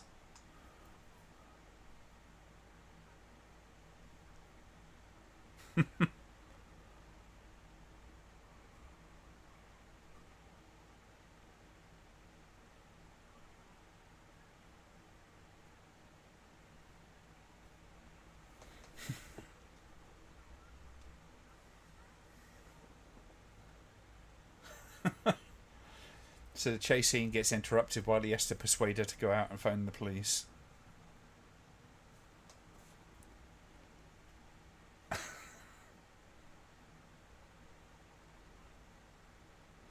See, there's a reason why most baddies in films of this nature usually drive around in relatively cheap cars. Because at that point you know that they're going to blow the car up or something like that. Would they do that with a Jaguar in this? I don't think the budget would probably stretch for it.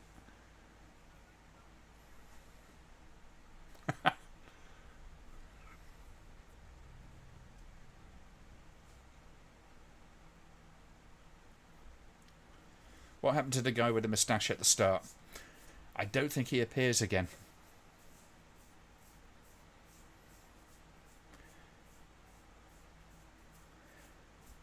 The idea behind Blue Lagoon is actually quite, it's a solid drama idea with plenty of potential. I can't remember if it's any good or not, though. Basically, it's a coming-of-age film, with two young people who don't exactly have anything to base their drives on, shall we say, or at least kind of understand what it is they're going through.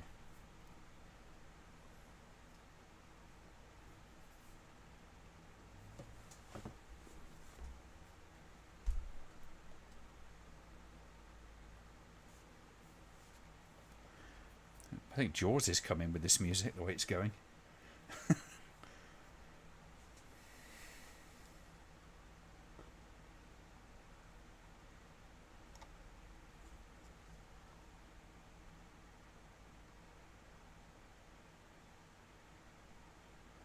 Okay, Glenn, I was wondering, what is a blue movie? What is a blue movie?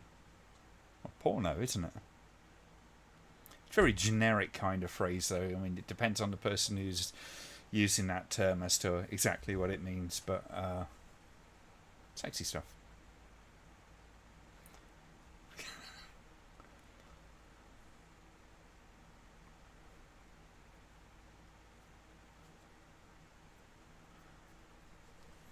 Yeah, they couldn't afford a cello though, Simon.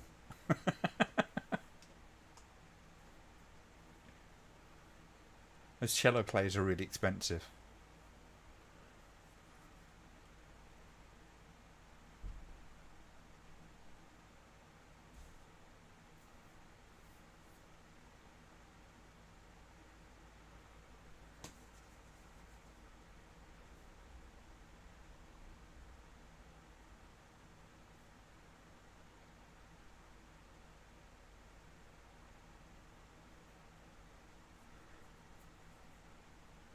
Really, I thought we'd just call it porn. Well, that's just a different word for it.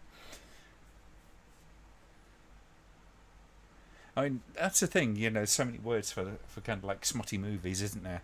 Stag films, blue movies, roughies, all that kind of stuff. You know.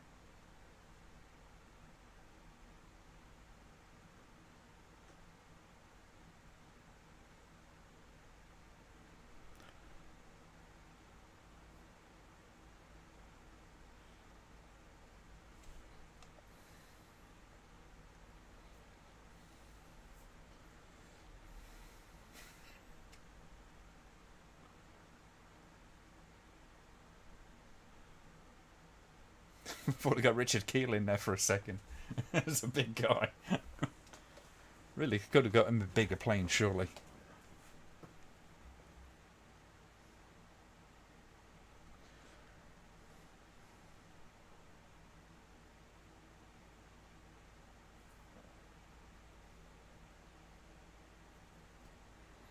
That actually sounds like a synth keyboard you could buy at Radio Shack. They were great. Or Maplin's as it would have been over here. Did we ever have Radio Shack? We had something similar.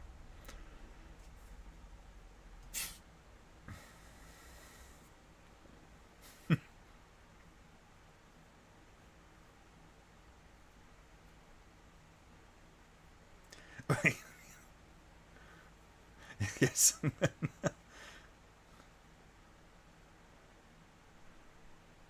They're also casual. It's always very slow, like kind of, yeah, let's just slowly load this thing up, or yeah, let's just stroll gently up to that sniper over there.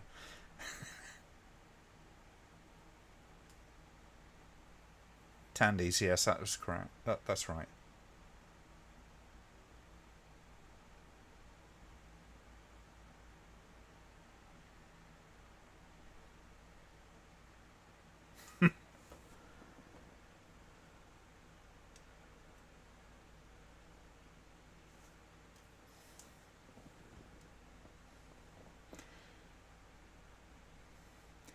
If you ever, um, for those who have watched like the definitive documentary, Video Nasty's definitive documentary part 2, it kind of talks a little bit in that, I think, about them sort of getting stuff over from other countries. So you know they'll take the reels out the tape and transport the reels separately, and then just rehouse them when they got over in the country, just as a way of smuggling them in. So a lot of that sort of stuff would come over from like kind of Amsterdam.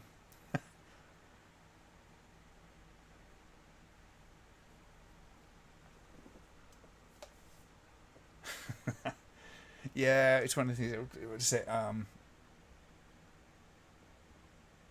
Well, I mean, we just lost Maplins like a couple of years ago, which is a real shame. But they'd gone away a lot from doing just components and things like that.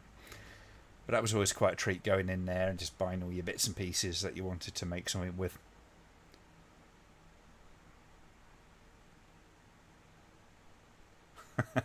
I think it would have been a lot crazier, John, if they'd had a much bigger budget, probably. I think, but they have spent some money on certain bits. That's for sure. Uh, Frank wants to visit England, but I fear he'd be too envious of the English in how they speak.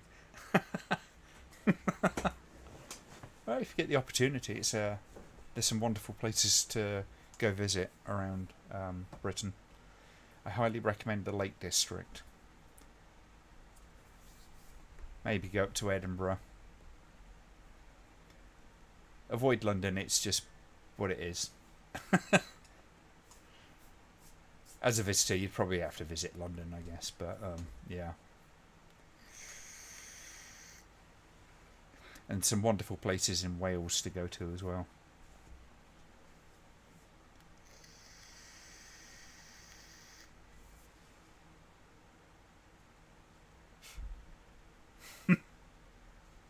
She likes acting on that staircase.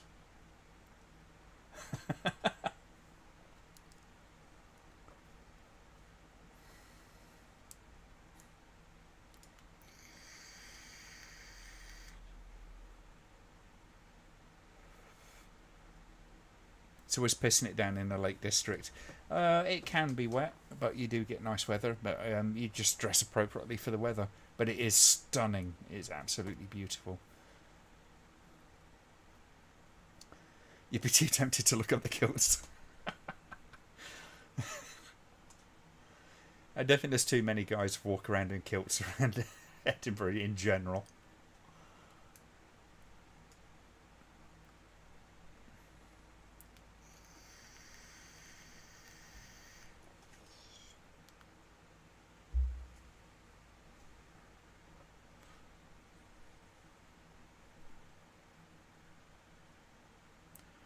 Tends to be formal wear, does the kilt. Yeah, she could, couldn't she, Minty? She's always got that slightly kind of look on her face.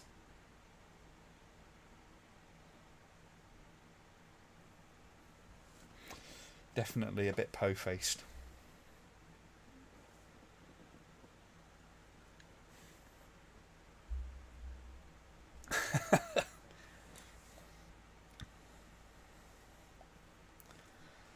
There's airports in all sorts of places.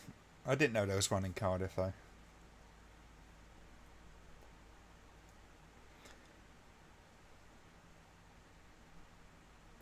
But yeah, if you ever do come over to Britain, the Lake District is worth a look because it is just stunning.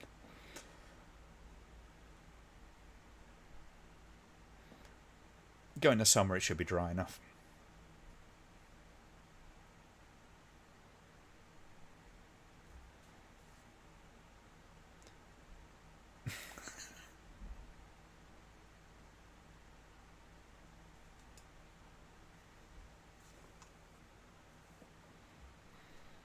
I was very disappointed when I visited Canada. On both occasions, I didn't see any Mounties in the red outfits. My Canadian friend explained that it's just dress uniform. Although it was funny because I crossed somewhere in Toronto, across the road where you're not supposed to cross, apparently. She goes, "That's jaywalking." I go, "What the fuck's jaywalking?"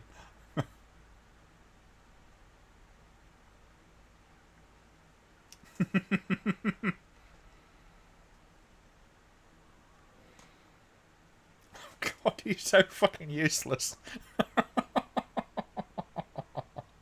Oh God, he's so useful. Yeah, he's just useless.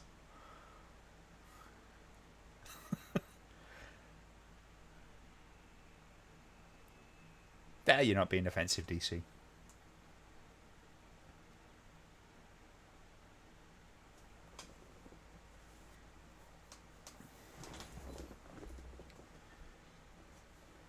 I just got my ass kicked again. It's fine. It's like, normal.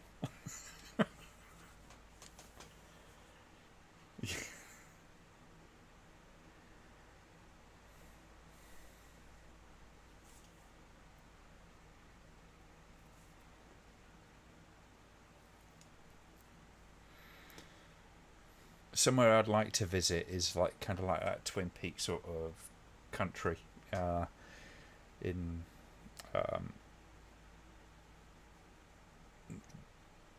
that really hilly sort of area, and actually the deserts in parts of the US would be really nice to visit as well. I'd love to experience those parts. A lot of people want to go to New York. I just got no attraction to it.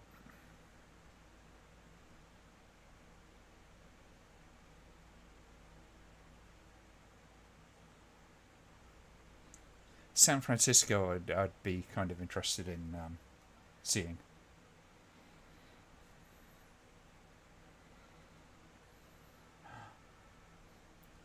badasses have escaped. And a very abrupt ending. There you go. It's a silly film. It's a silly film. But you can see, I think you see what I mean, really. It's just like kind of, it sort of throws you around with the story just because it needs to do something, and that, God, that hero is useless. San Francisco is a shithole, really?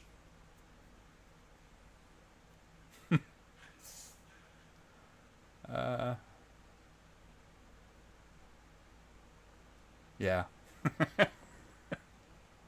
It is. It's a weird film, but it's worth, it's worthwhile watching. Yeah, definitely a bit of a weird one. But I hope you kind of enjoyed it. I mean, we didn't talk too much about it as we were going along, but what the hell? What kind of ending was that? Well, it's very abrupt. It's one of those. I guess they must have just gone, how do we wrap it up? And they just sort of just kind of like went, right, okay, we'll run out of money. Wrap it up quick. Boom, kill the woman and let the bad guys go. A couple of mates have been to San Francisco. Agree, it's a shithole. Yeah, that's a shame. It's not likely I'm going to be going anyway. Just always thought it's an interesting looking place. But yeah, yeah. Don't go to Preston. That's probably a shithole as well. It's the little I've experienced of it, but that might have been just misrepresentative. Oh boy, that was certainly a movie. Got to give it that. Yes, it was certainly a movie. Dear, oh dear. Anyway, right. We could potentially do another movie if you want to do that. I have Trick or Treat, the 1986 film Trick or Treat, on standby if you want to watch that, or we could watch it next week. Just do a little bit of a straw poll on that if you want to carry on. I've still got 2.5 bottles of beer left. I've seen South Park Smug episode where San Francisco is destroyed by smug. I don't know. America's a little bit of a funny one for me. I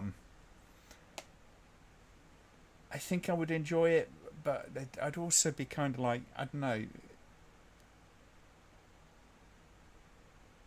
There's a lot of really kind of odd things about America. Some stuff that I really like. I've got some good friends over there, and it's very hard to generalise with America just because it is so wildly different depending on where you are and all that kind of stuff. Big part of me would like to visit, kind of the Texas sort of area would be kind of interesting just because of the landscape and all that kind of stuff. So yeah, a whole bunch of things there. On YouTube, is this? Yes, it is. Yes, it is. You have to get up for 7:30 then. Going to Liverpool. Okay. I've been up to Liverpool once, so I quite enjoyed it.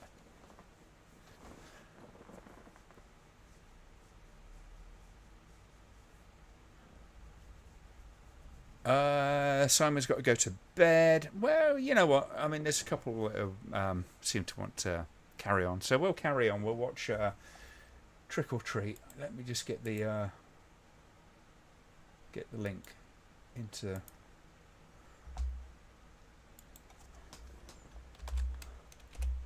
Okay, so that's in the chat. Texas is nice, Glenn, but it's not much desert there. Mostly cities. Went there in 95.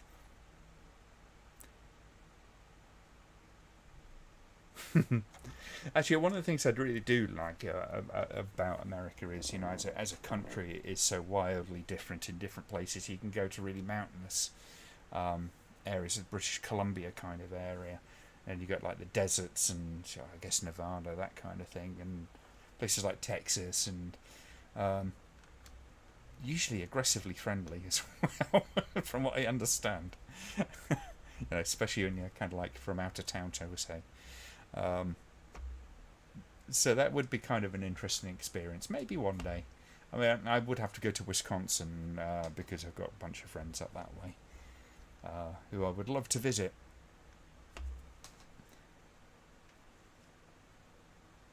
One state is as big as Germany. Yes, it is. Yes. And that's the thing. Trying. All right, Minty. Are you going? I don't know. But yeah. Good night, Simon. And British lad like me would score with the ladies in Texas. Not me. I'm just ugly in any language. Right. Okay. So if we start getting some thumbs up on that, as to who's ready to get going and stuff. When you're ready, we will get cracking. Yeah.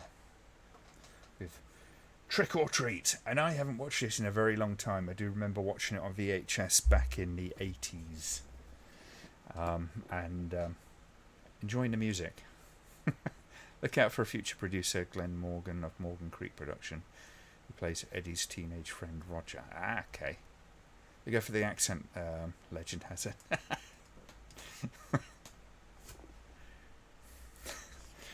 I think America is one of my biggest subscribing countries, and of course, you know, I've got friends over there like Josh Hadley, and a whole bunch of people that I kind of do stuff with. The BRB 30,000, Barry, who's just a lovely guy to work with. So did a few things with him. Ready. Brilliant. Okay, so we'll start on 5 and go as we traditionally do. So 5, 4, 3, 2, 1, go.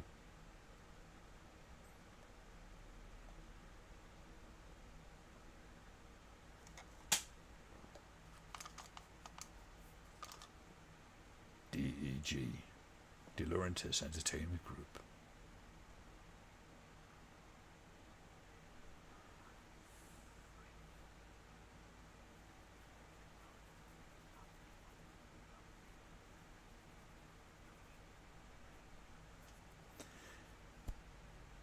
Beer and bread are shizer in America, yes. Actually, I'd give them their credit. Some of their craft beers are pretty damn good.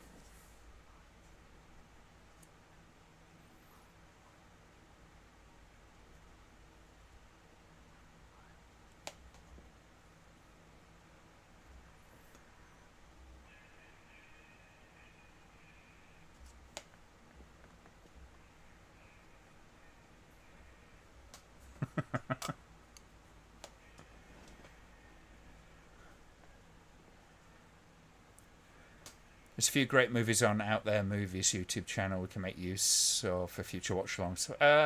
Drop it in the Rambleholics or on my Facebook page if you're not on Rambleholics. I can't remember if you are or not.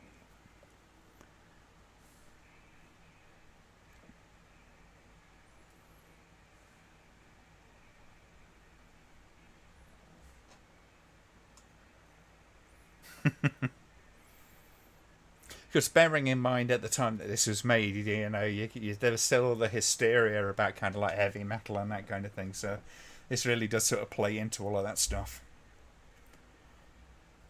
Simon's still lurking. He can lurk if he wants to. Yes, Judas Priest are pretty fucking cool.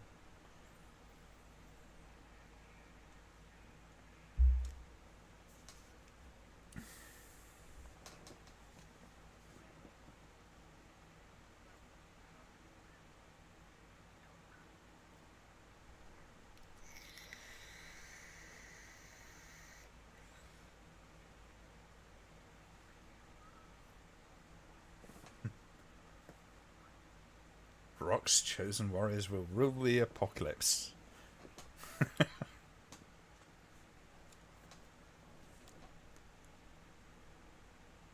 course you have. Sorry, I do lose track.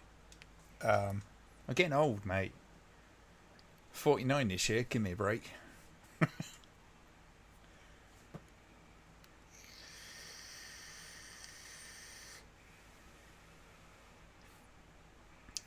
Bread's a good staple.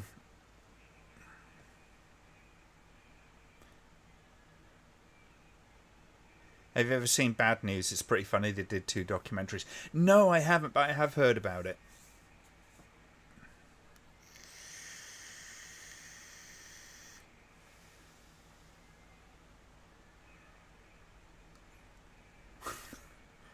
The jocks versus the metalheads.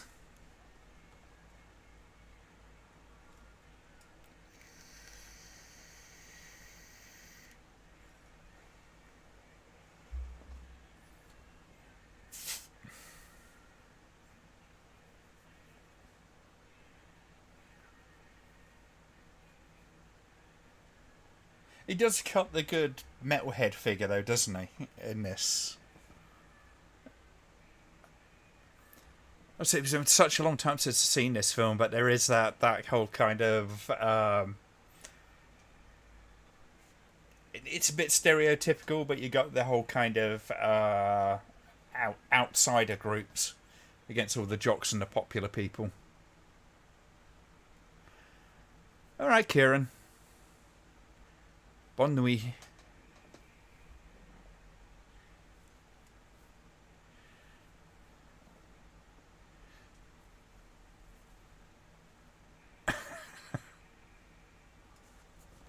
I won't even try to pronounce that, Minty.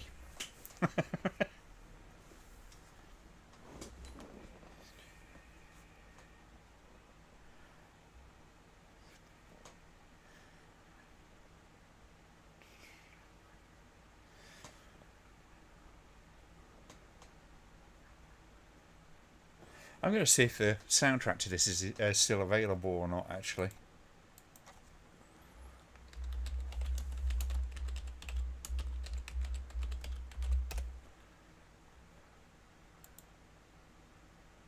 Yeah, it's still available. Cool.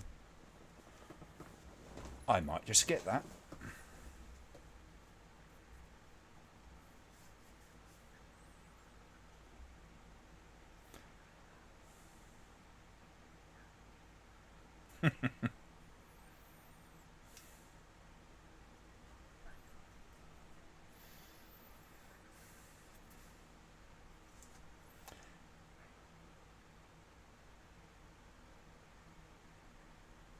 Bad News did about an hour. I did not know who they were at the time.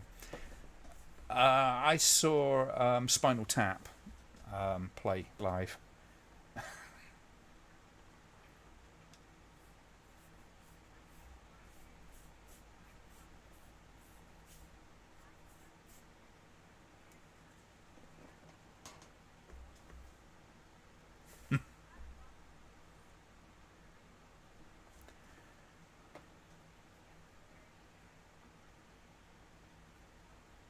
There is nothing like fresh bread.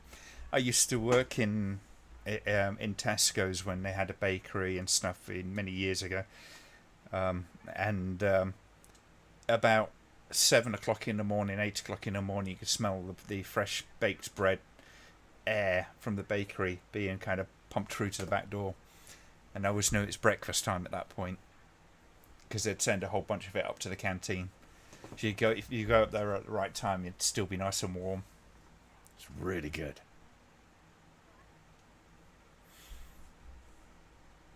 Yes.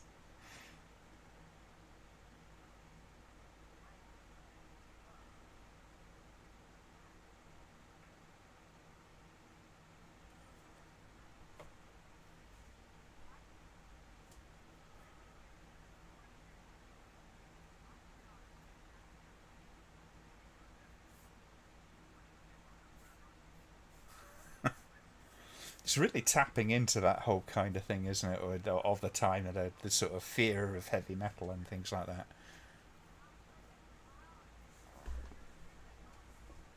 Yeah, exactly, Minty.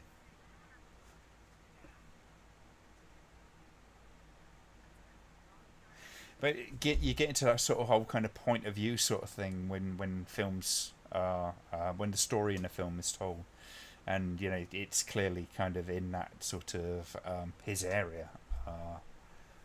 It's in his mind.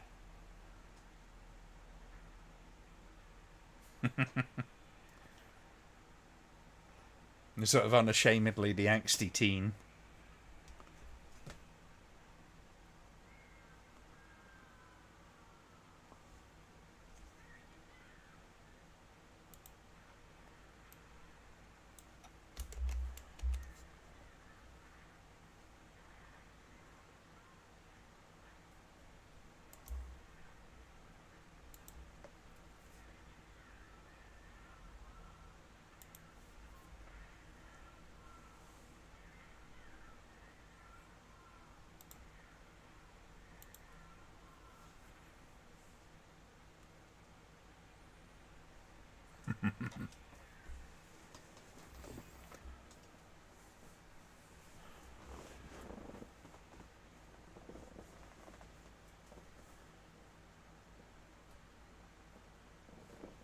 Blackie Lawless is cool.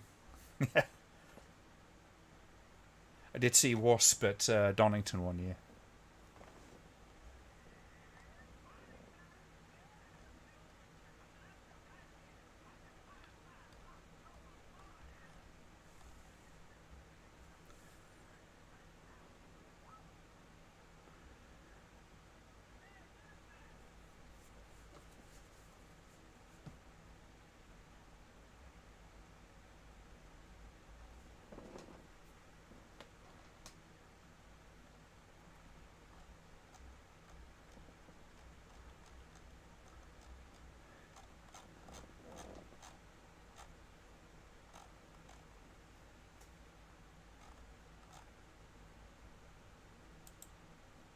I am not sure about this new layout for IMDb.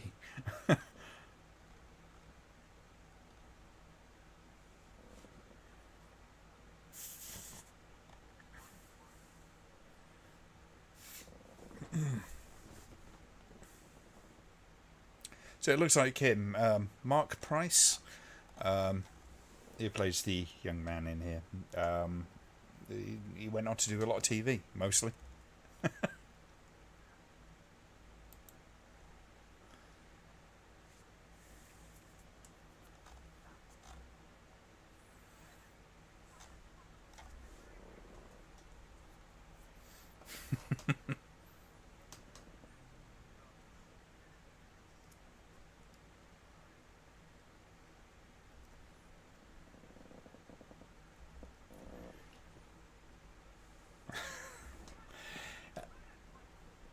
Oh yeah, yeah.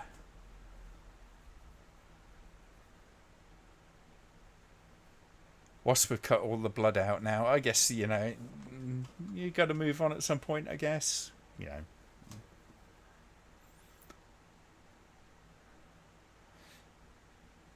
I see if I remember right, he had the cod piece with the saw blade on and stuff, didn't he?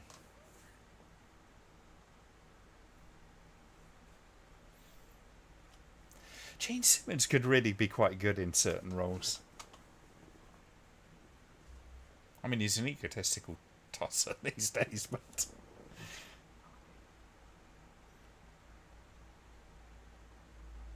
oh god, it's got that bloody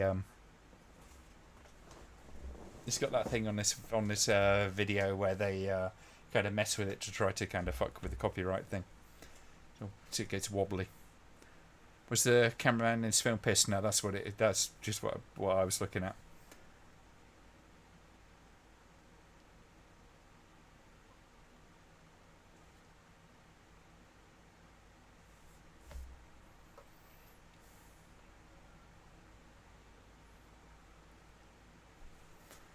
They're a bit too heteronormative for the kids these days. It's kind of like, that's sort of what it was like back in the day. It was always funny when you got like kind of Judas Priest, and when he came out as being a gay guy, like Rob Halford, like goes on to MTV and like announced that he was gay, and it's like most of us are like, yeah, we kind of guessed that much, Yeah, that sort of biker leather thing going on all the time. It wasn't just the act. Alice Cooper's still going. Yep. Always loved his work with James Randi.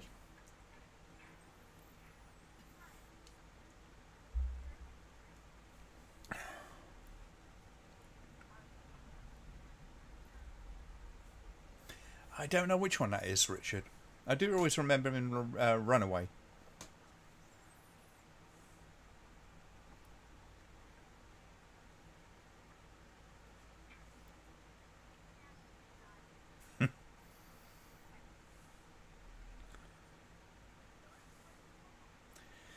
I did. I caught Kissed at Donington one year. I'd never described myself as a massive Kiss fan, but that show was amazing. Seeing their live show is something else.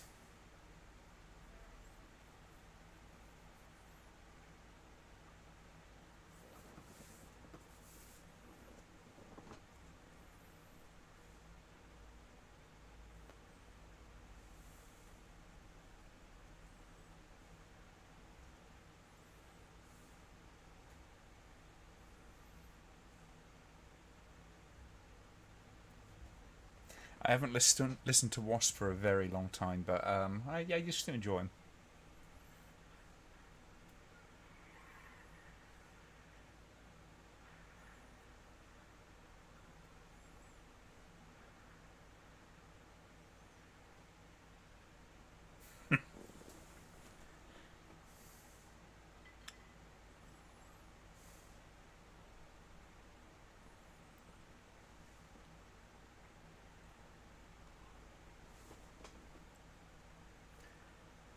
Priest have done some brilliant stuff over the years, yes they have, and they're still a bloody solid band.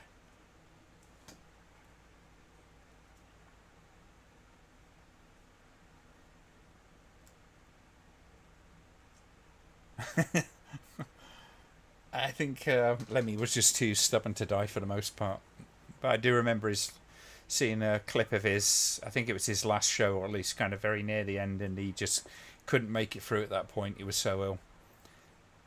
But my God, he really lived life at 120 mile an hour.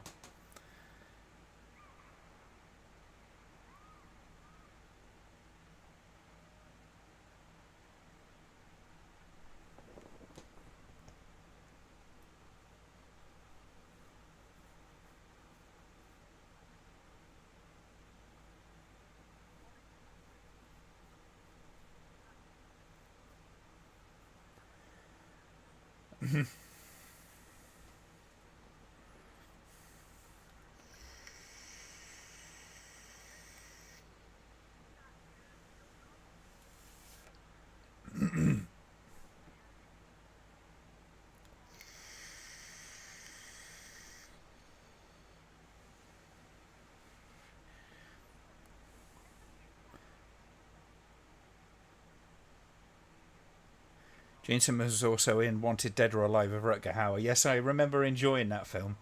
It's another one. It's been a very long time since I've seen it, but I do remember him sort of walking along with the grenade in Gene Simmons' mouth, but he's leading him by the pin.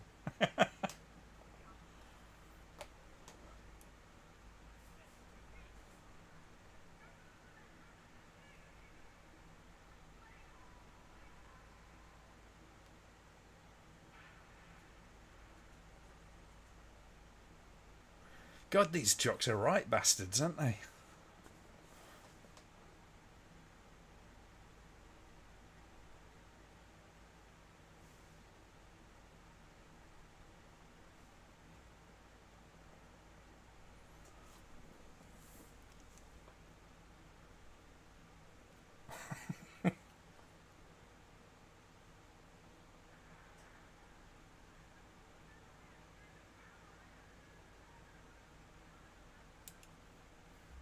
Oh dear.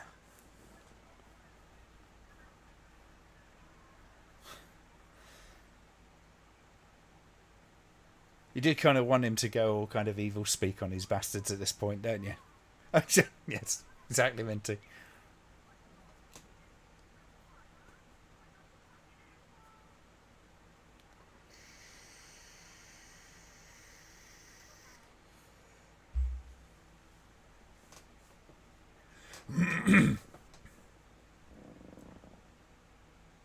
You think Lemmy is the only bloke you do ugly bloke you do sexual things with? Lemmy was what he was.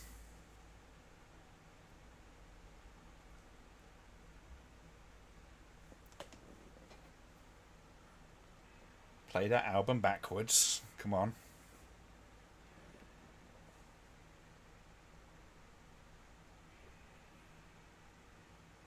Yes. Well, you got the generic bastard, haven't you? You don't need to know much about these characters. It's Nazis in war films, jocks in high school films. You instantly know who they are. You know enough about who they are to be able to recognise them.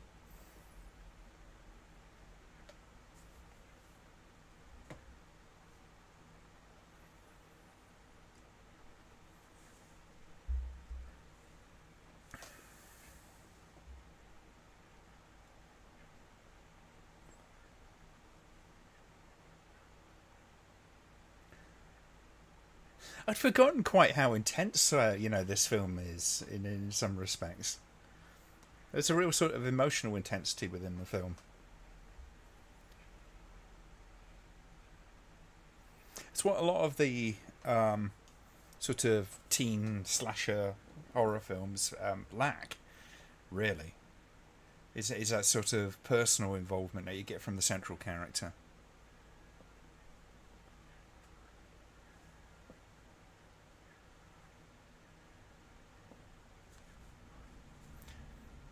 Love the lyrics.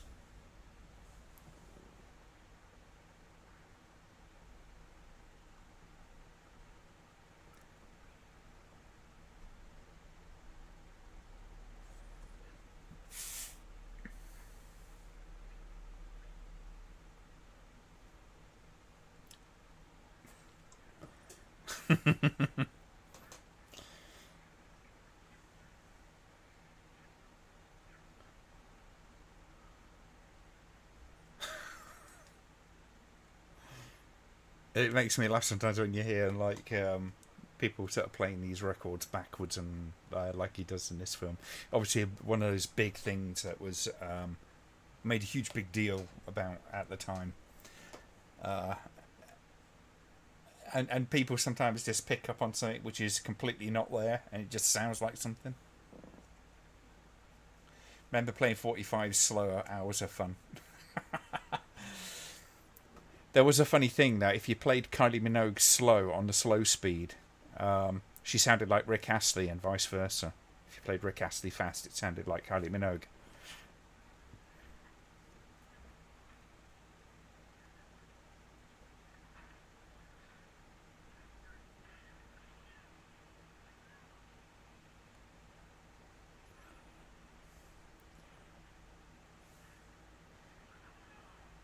See, these days they'd just come back with an AR-14, wouldn't they?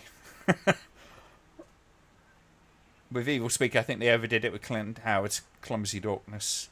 Became more irritated and worthy of pity. He's a pretty pitiable character in some respects. Did they play it too high? Probably a little bit, but it still works within the movie. At least for me.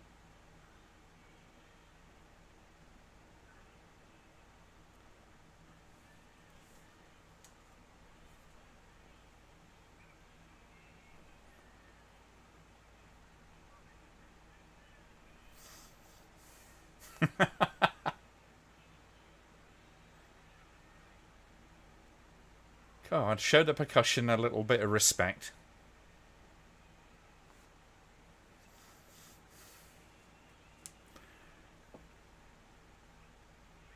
Yeah, absolutely there were.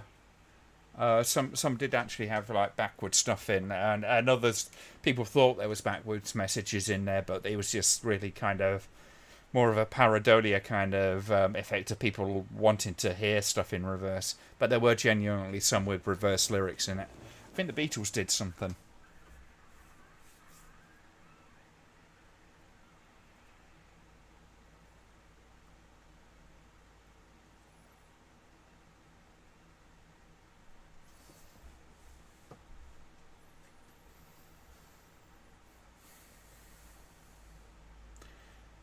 I mean, for me, the whole sort of reverse lyrics within a record thing generally was um, done as a play on kind of people's sort of expectations. Some people did it just because it was a bit of a fun thing to do. Some people did it because they thought it was appropriate for the record to have something which sounds weird in reverse.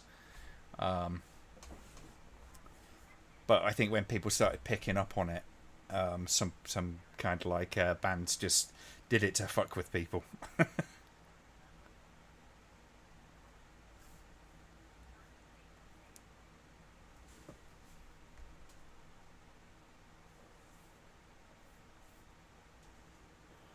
The music speaks to you.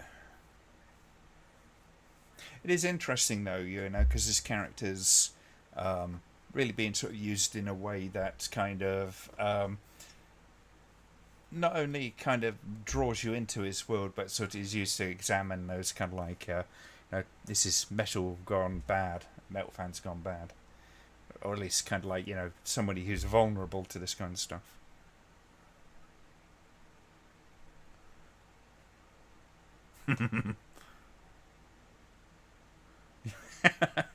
Yeah, you're probably right, DC. There's probably a lot of that. I can't remember if Black Sabbath had any reverse stuff in there.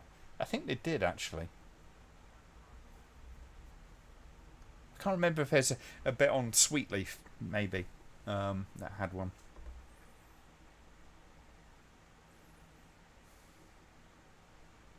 I could be wrong, but I'm sure Black Sabbath had one somewhere.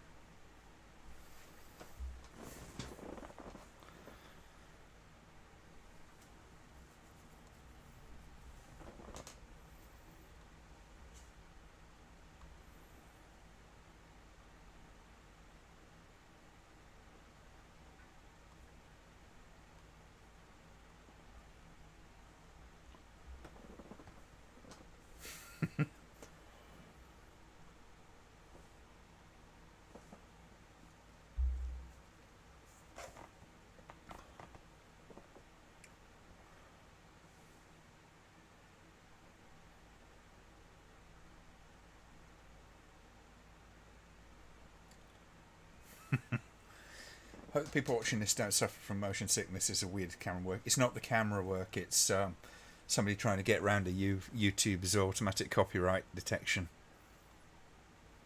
So I do apologise. I didn't realise that was in this. It's not the worst example I've seen of it.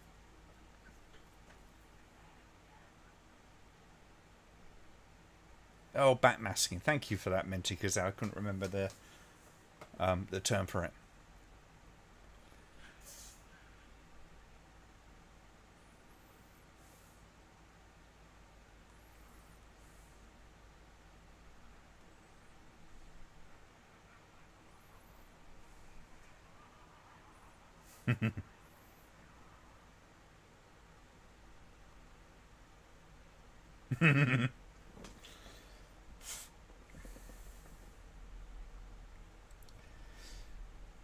Yeah, tape decks at nowadays, because there's only like one cheap make that is still made of tape playback heads. The mechanism. Obviously, back in those days, it was the main thing, so there was a range you could get.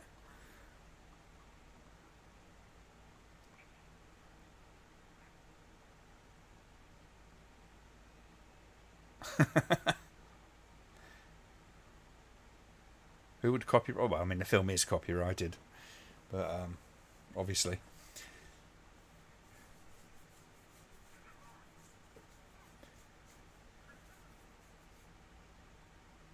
I'd like to see if there's a Blu-ray of this. Actually, I wouldn't mind it on Blu-ray.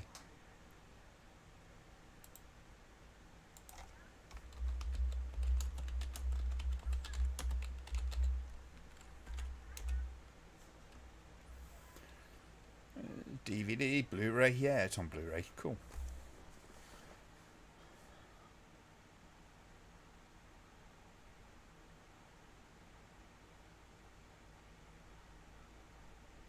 Well, Brian, we are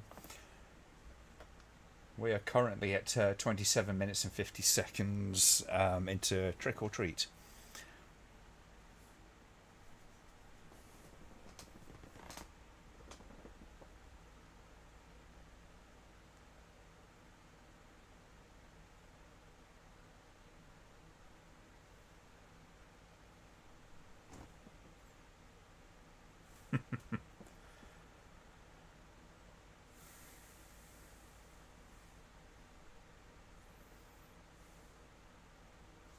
Be right back.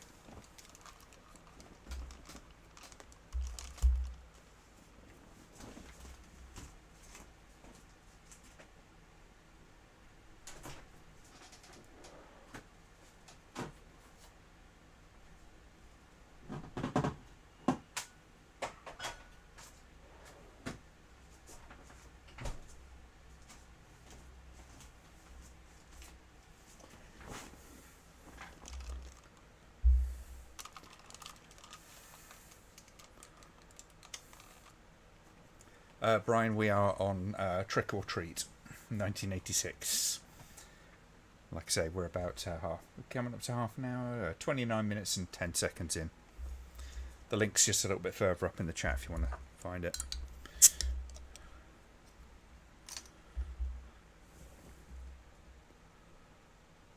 Or I can see if I've got it still.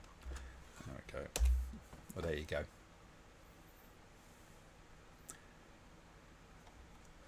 Audio QR code. Yeah, I wonder when that horror film will come out.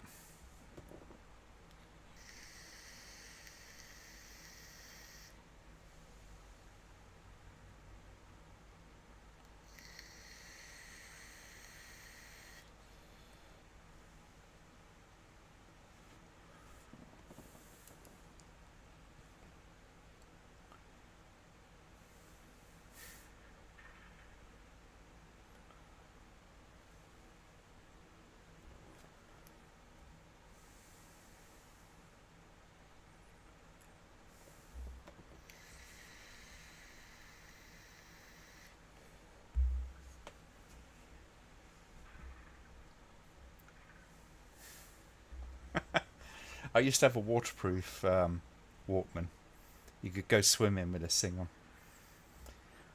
And remember landing on a plane in Dubai and getting out and then trying to change the tape, and it was so tight between the cabin pressure sort of difference between the cabin pressure and being out in the ground level atmosphere. It sealed up really tight. I had to get something to lever the seal to open it up. I miss that Walkman. It was a bloody good Walkman.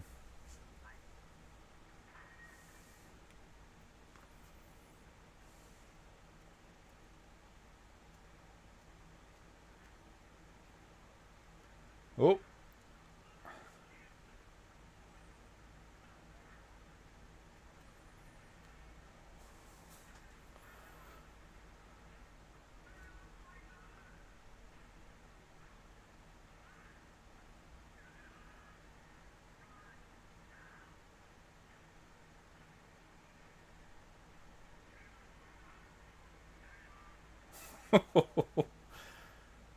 We only went for half Fulci there, not the full Fulci.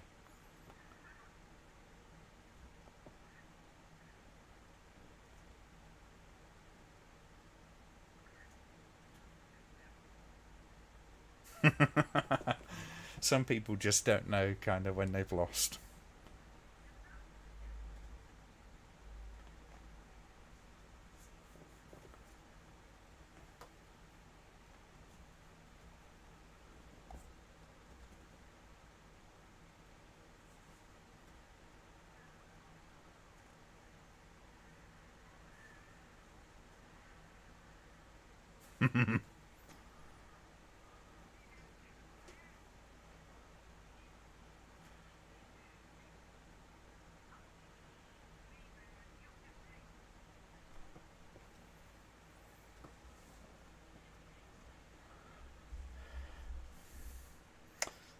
Ruby red now. 100% not friendly to the YouTube algorithm.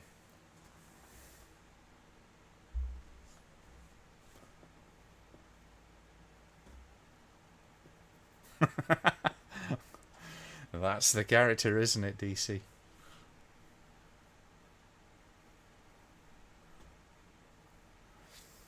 I don't think they're exactly blessed with self-awareness, are they?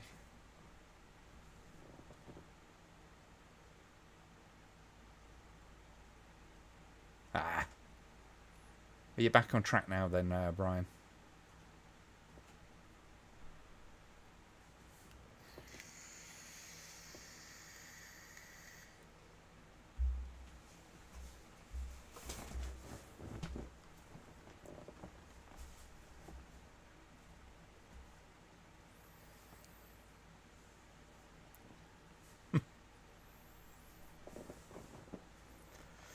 And the moral of this tale is, if Gene Simmons gives you a record, don't, for the love of God, play it.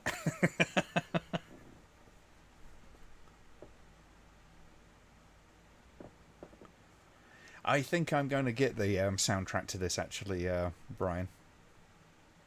get the Blu-ray and the soundtrack. You can't hear me.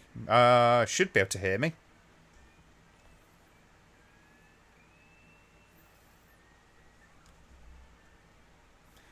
Let me just.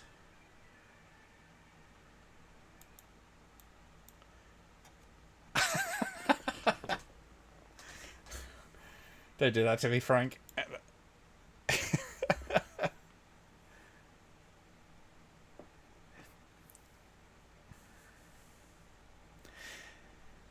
Yeah, the one thing about that, Richard, there was an art form to making, like, because you had like a C90 cassette or something like that, so you had 90 minutes worth of music. And you had to be very well, you had to curate what you put on. And nowadays, it's generally speaking, yeah, you can make a playlist and all that kind of stuff, but generally, most people sort of go, "I will play it on random." When you made a mixtape, your own mixtape, you kind of curated it. So if you were good at doing that kind of stuff, you could make a really good collection of music that would fit together really well, and sort of ride a kind of, it'd start off kind of high and then kind of mellow, then a bit, if you know what I mean, it goes up and down a bit depending on how you wanted it to be.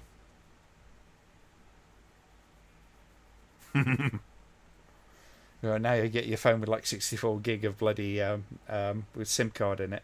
You can put pretty much all your music on it. It's convenient, but yeah, it's got all the rock songs on the soundtrack by Fastway. Yes, so I see. I had looked at getting it years ago, but I never got around to it. Because I always remembered that I'm really kind of enjoying this film, but I just haven't got back round to watching it again till now.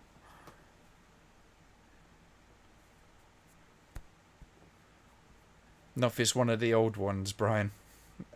Sorry, Richard.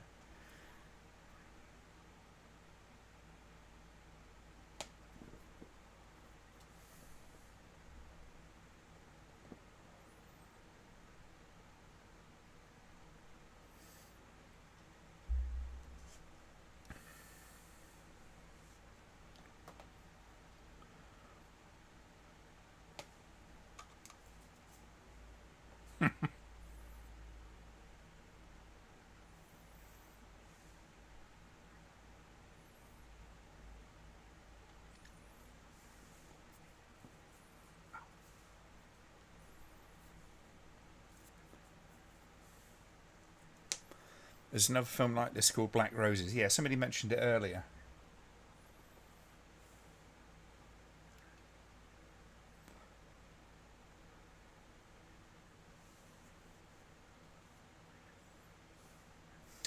I think one of my first MP3 players was about the size of a Walkman, a fairly chunky Walkman at that.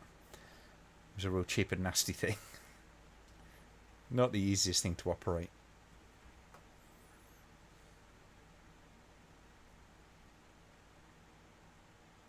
Yes, I vaguely remember.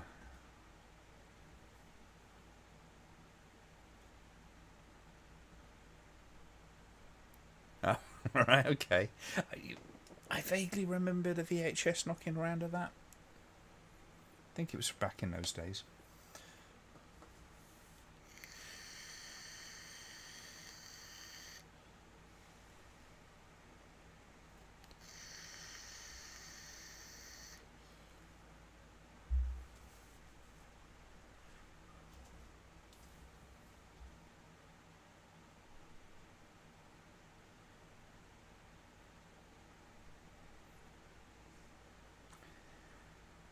That's why American cars are so big.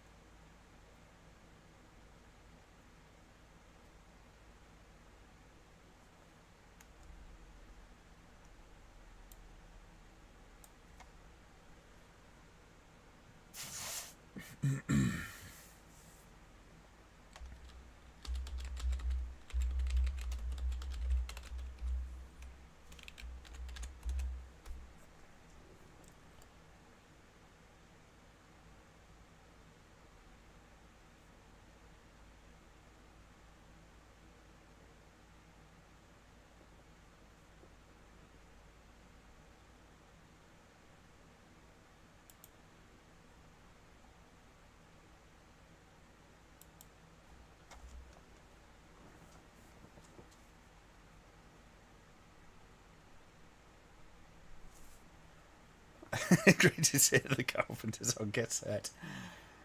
Yeah, I don't know. Karen Carpenter's voice would do that.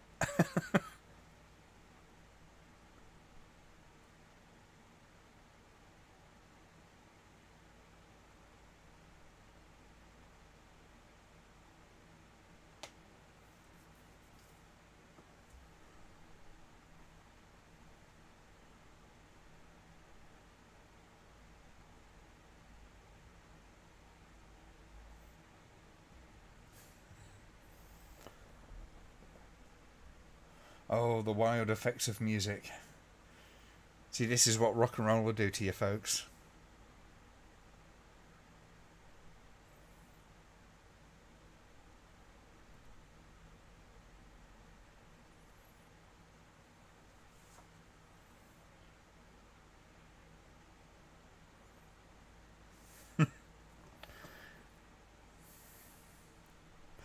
Betamax heads. I do have one. Betamax had a slightly better picture quality, but there was always a competition. VHS tended to lead in tape time, how much you could record on it, and that worked out to be one of the more important factors in people sort of buying the thing.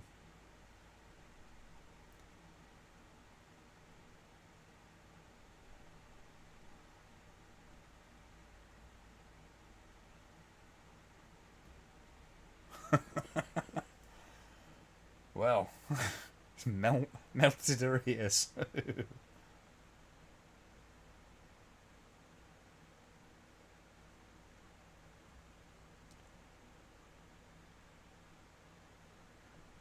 The copy of where is it? I've got a copy of Terrorize over there somewhere, and that's a beta cassette or beta cassette, depending on which way you want to pronounce it.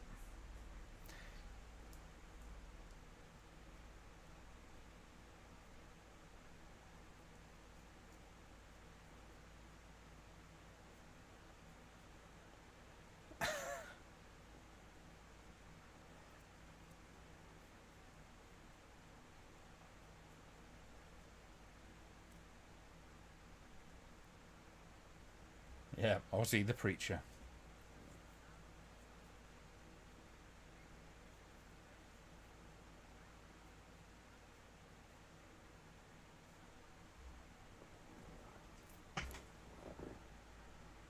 And therefore, I'm putting it in my next album, ladies and gentlemen.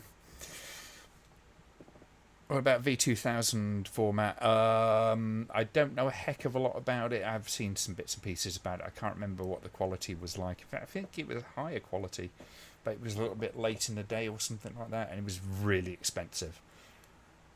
I do remember a story of a video cassette dealer or renting guy that got nicked for a copy of V2000 that he had underneath the counter. And he was only under the counter because no bugger was ever going to rent it out. Nobody really got the machine.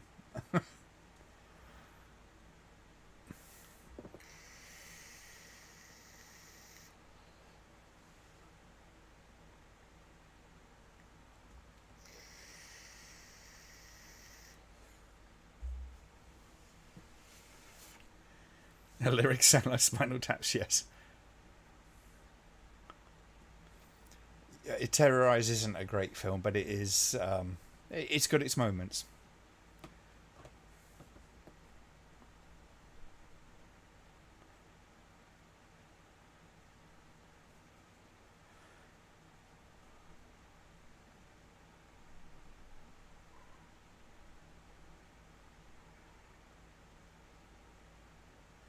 I think I'd heard about that as well, Richard.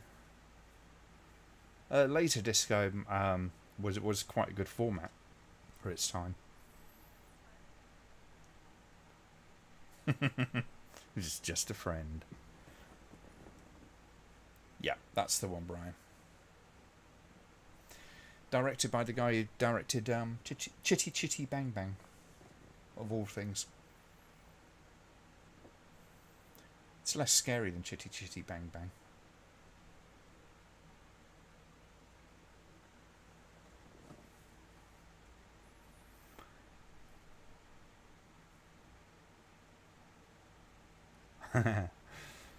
The only problem with Laserdisc is the discs are in varying conditions of survival, to say the least. Um, the manufacturing of them was faulty to one degree or another, depending on the disc.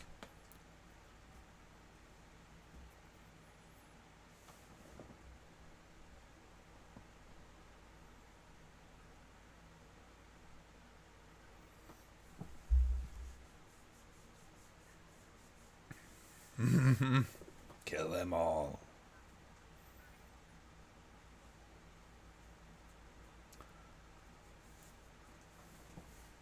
There was the Judas Priest when they were put on trial for the attempted suicide of two of their fans, and they said that they played the record backwards, and it was like kind of one of the backwards encoded messages was "do it, do it," and it turned out to be just part of Rob Halford's sort of breathing technique when he sings.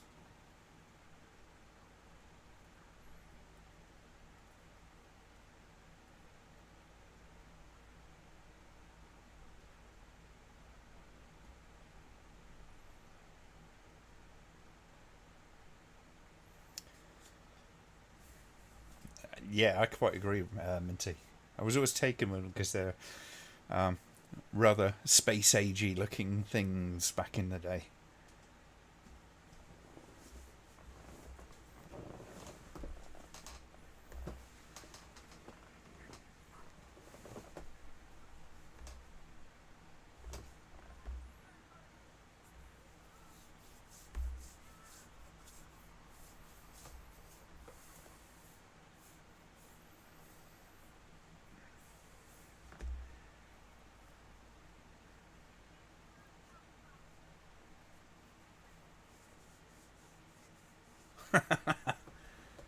All right, John. Good night.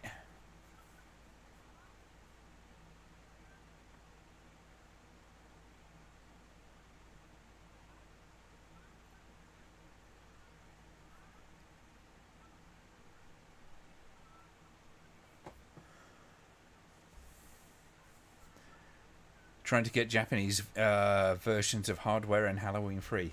Yeah, Hardware is a good film.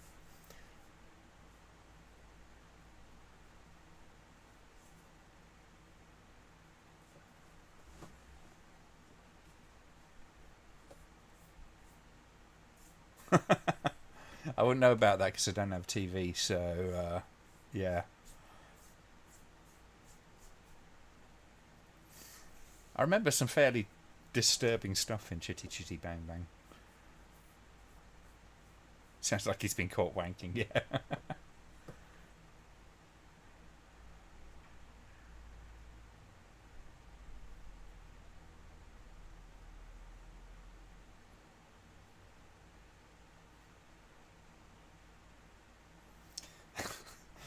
Parental advisory warning: this album may contain demons.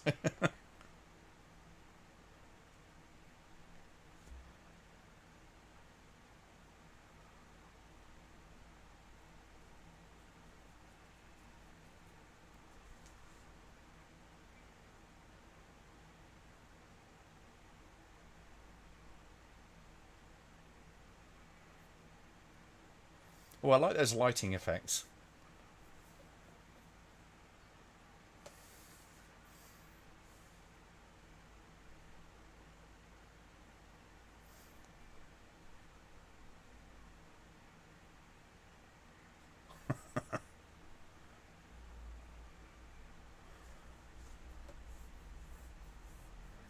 I think there's a lot to respect with Halloween 3.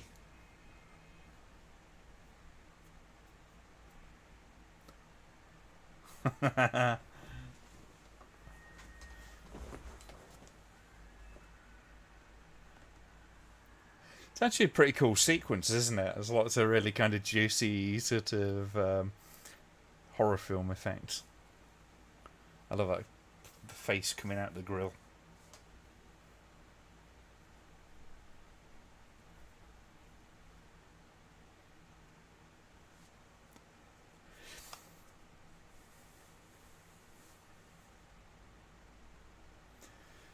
I saw the first one. Actually, I saw them pretty much in order. Halloween.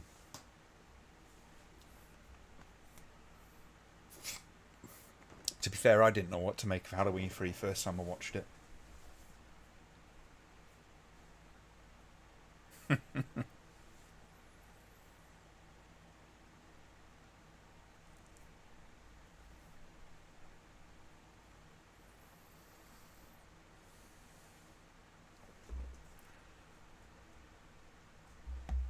Right, there's a rock and roll entrance if ever I saw one.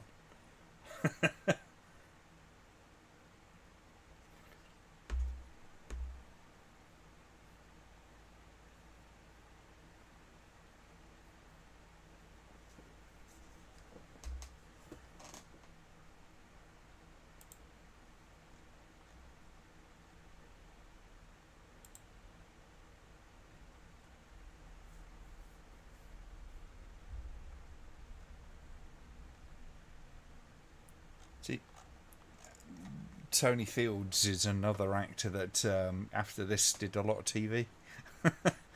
Seemed to have been a good gateway into getting into TV filmmaking.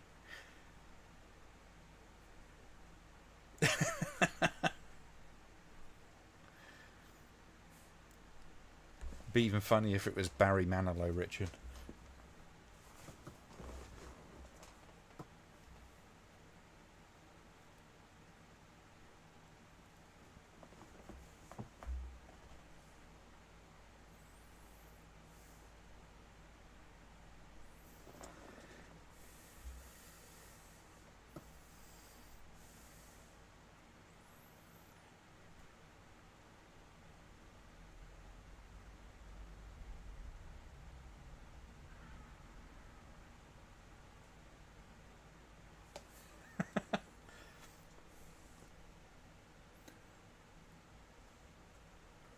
You know, I'd completely forgotten what the tone of this film's like. Actually, it's really kind of intense.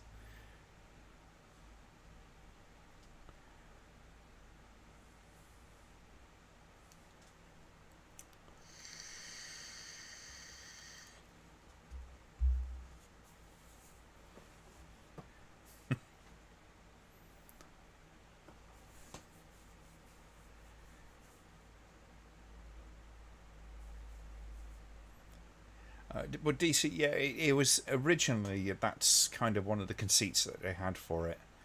But then when Halloween 2 was about to be made, they kind of insisted, the producers, I think it was a can, insisted on them doing a follow up to the first film because it was so popular. Then, of course, by the time we got around to the third one and they did that, and everybody was like, kind of, well, this isn't Halloween because, the last two films were about this guy.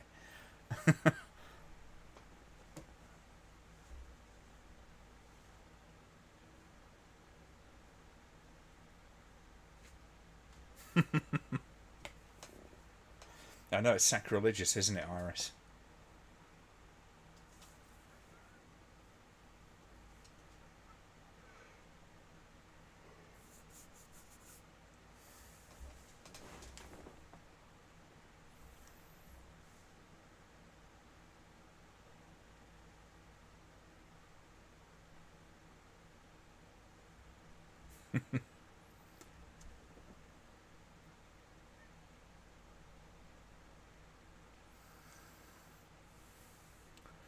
You're probably right, Richard. But obviously that wasn't what they were making. I don't even know if, Halloween as it was would have survived on TV. Certainly Halloween 3 couldn't have been as gory as it was on TV.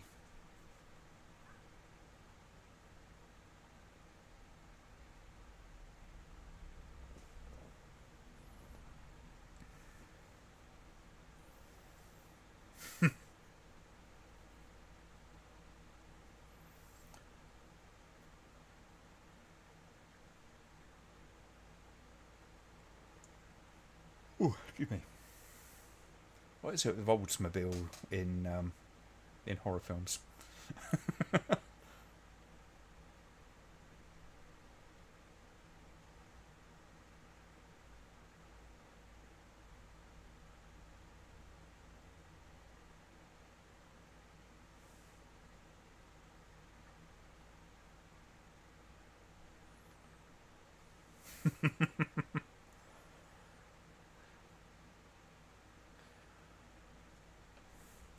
Oh, I quite agree, Frank. There's some interesting performances in there, especially his.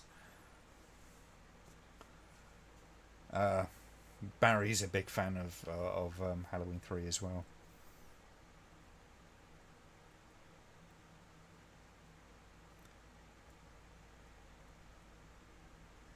I reckon you ought to, Richard. I think you'd enjoy it.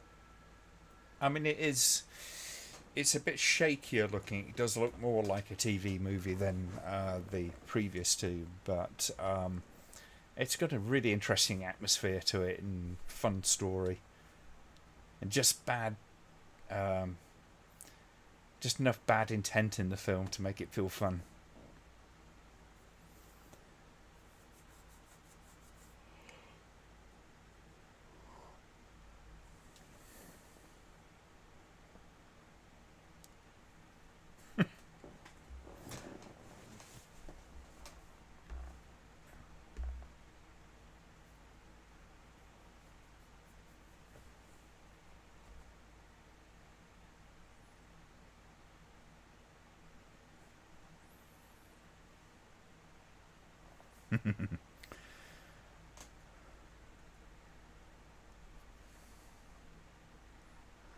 So one of the things with that film is those masks, because there was only like the three, or was it four of them? I think they've released three of them, but there was only there was very few because they didn't have much of a budget, so they couldn't make many of them. So at least many different varieties of them. So when you see all the kids are all like got the same three bloody masks or whatever it is, which isn't terribly sort of realistic in some respects because, well, you know, you do Halloween, you tend to want to kind of stand out, and everybody's conforming.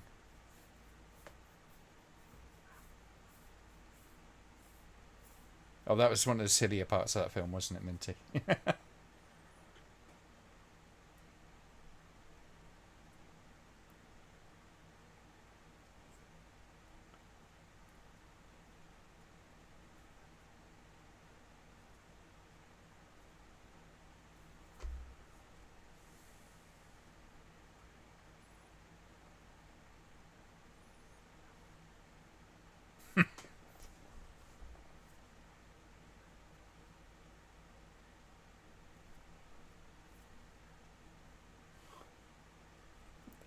That's one way of getting around the critics, I guess. Play my tape for me tonight or die.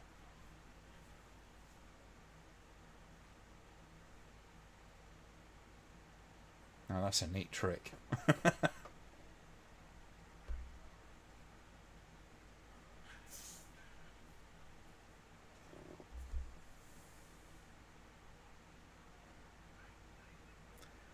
I think you're probably right, Frank. For some reason, I've got it in my head that there was more than three, but it's probably just the three.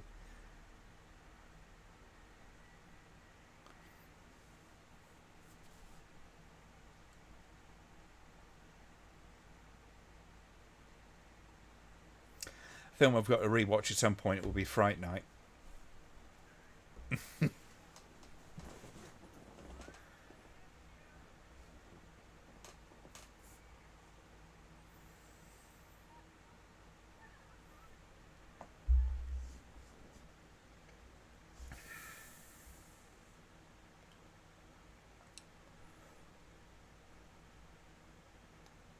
Yeah, you would, Richard. Mad Max 2 is generally considered to be the best of them, and I would tend to agree. First one's great, don't get me wrong, but um, it's at odds with the rest of the series in some respects, and don't think they really quite managed to realise it the way they wanted to.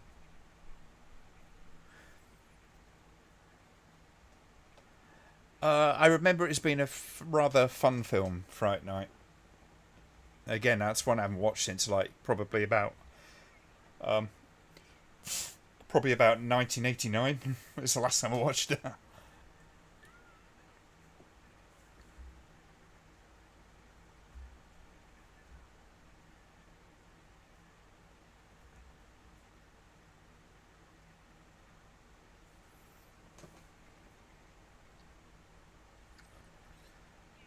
That's a really cool looking cassette, though, isn't it?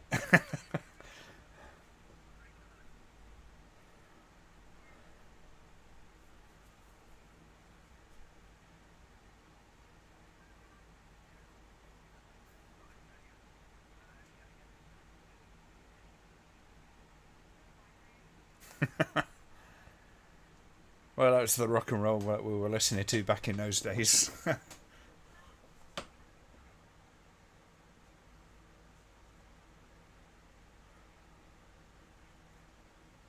Mad Max 2 is good. Definitely one of the legends.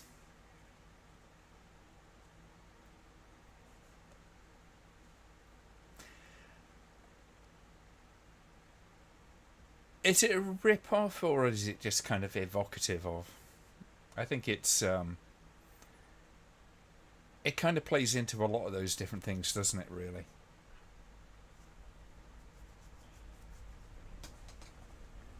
Still can't get over how huge Lord Humongous was in Mad Max 2 and the Ayatollah rock and roller. Yep.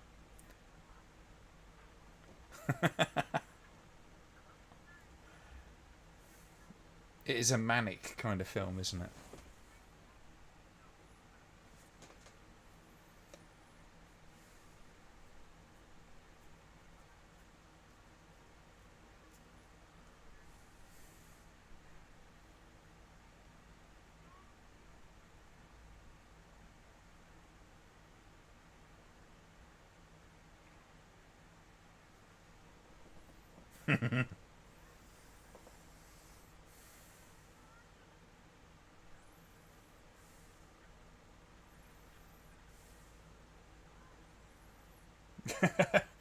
That kid got the mother load of sweeties.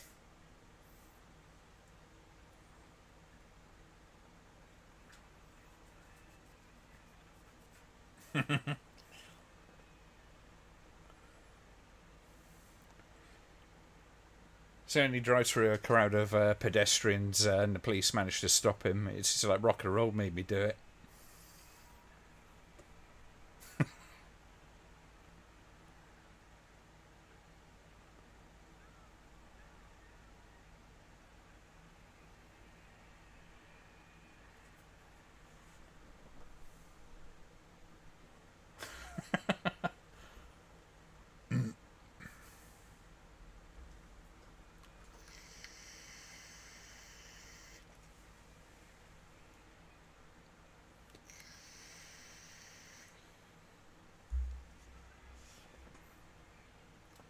That's an interesting point of view there, Richard. So, yeah,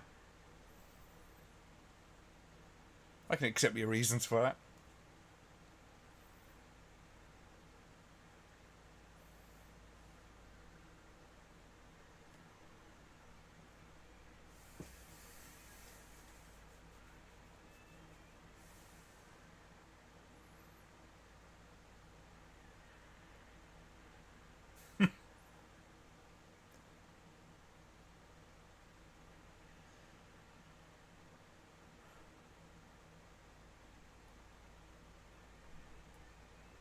I can't remember if I've seen that. I do know of it, but don't think I've seen it, or did. Mm, it didn't stick in my head if I have.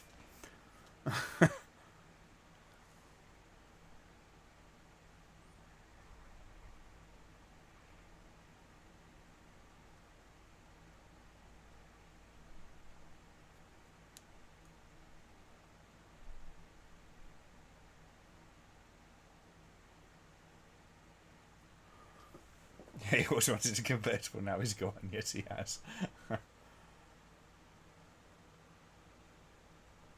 Did look cool though, with the car going along with the flames on the back.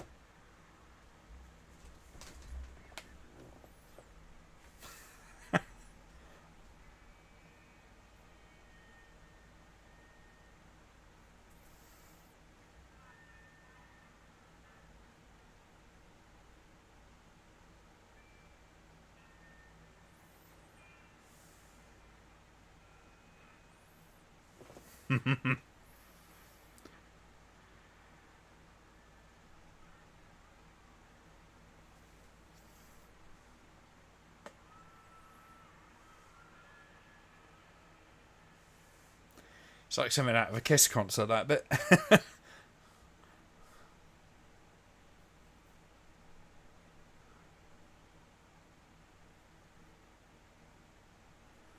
This is, I just know how this would have turned out had Troma directed. Yes. It would have a distinctly lighter tone, for one thing.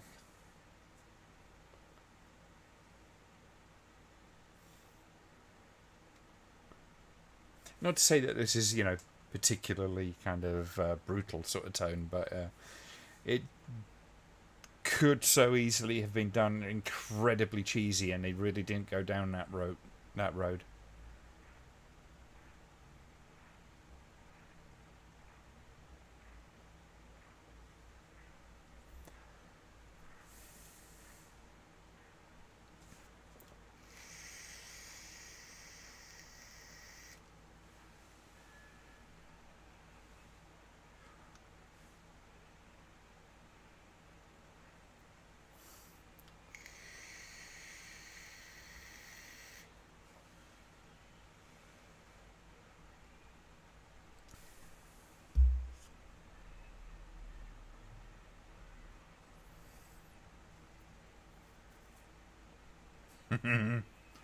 I love this track. That's a bloody wig. Yeah, it's also lip syncing quite badly in some parts.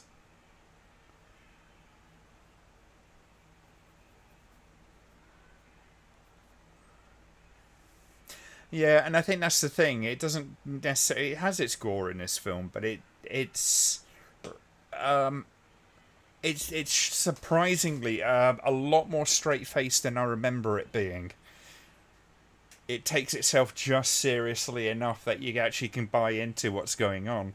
Um, that's really commendable.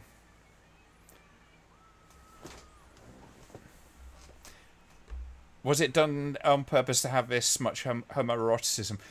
That kind of like that kind of heavy metal often did sort of go into those kind of areas. You look at like Judas Priest and things like that. Back in those days, there's Rob Halford running around in leather biker bar gear. You know, all sorts of examples that you can look at. There's always that sort of weird playing with kind of well, not to put kind of like a weirdly political tone by today's standards, but there's a weird sort of playing with sexuality and gender with some of those big bands.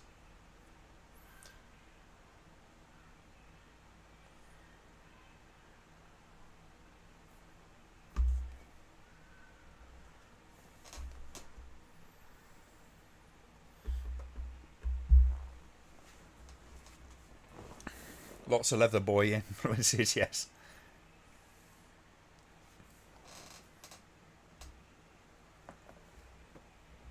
It is why when Rob Halford came out, it was not a surprise to me. Everybody was sort of familiar with the kind of um, the Blue Oyster Bar from like kind of Police Academy, and he really had that image.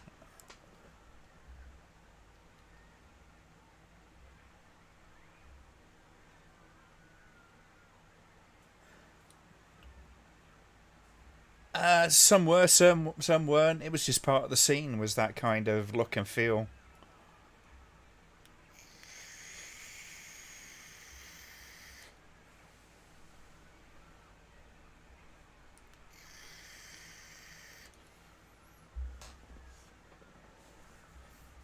See now, what you're seeing here is the genuine use of power chords.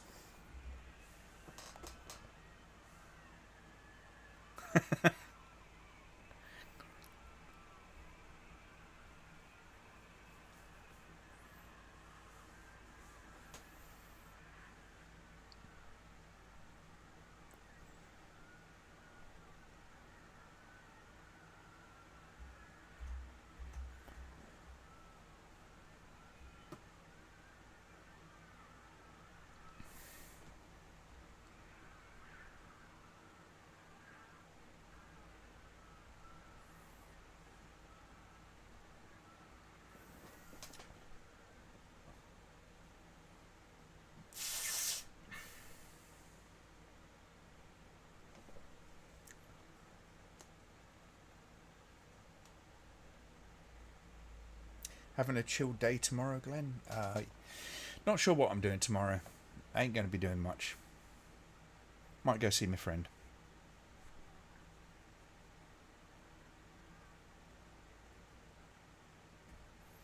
But I've got a busy week next week, so...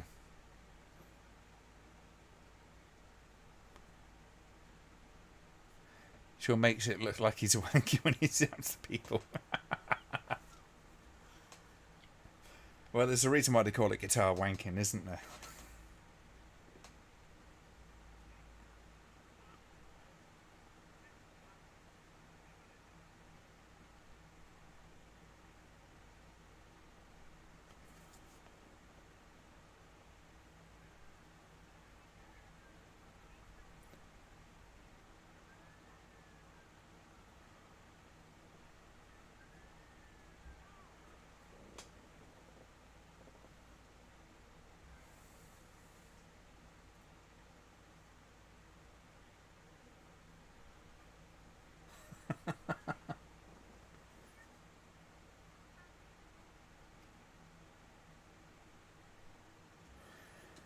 Oh, Jock, you had to go there, didn't you, mate?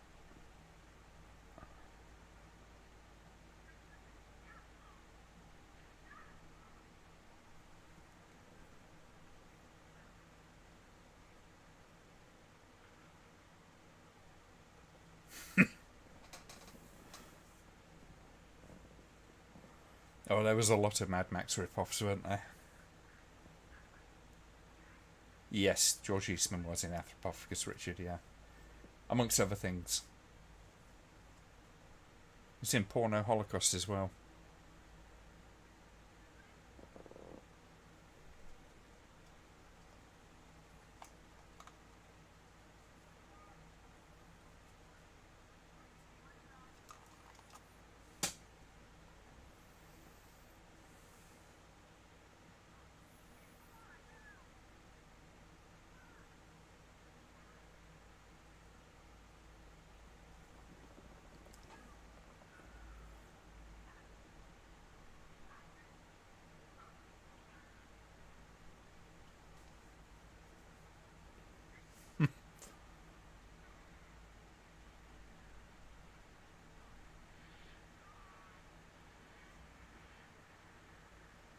That's an inventive death.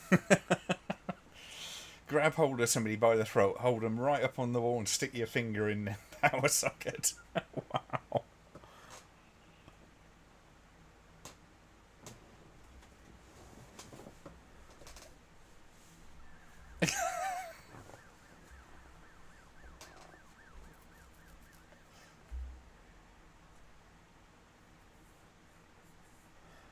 Yeah, I think I kind of prefer Anthropophagus to. I'm kind of the other way round on that one, Richard. Um, but yeah, I like both of them. I didn't mind the fact that Anthropophagus is slow. Joe D'Amato, I actually find him a genuinely interesting filmmaker in some respects.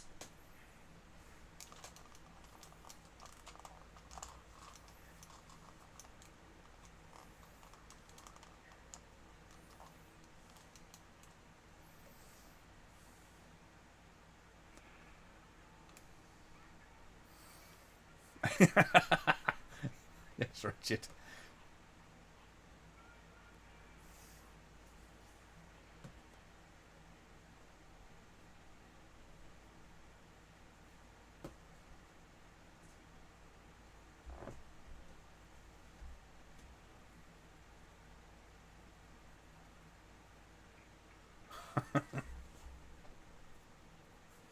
So he's run by electricity.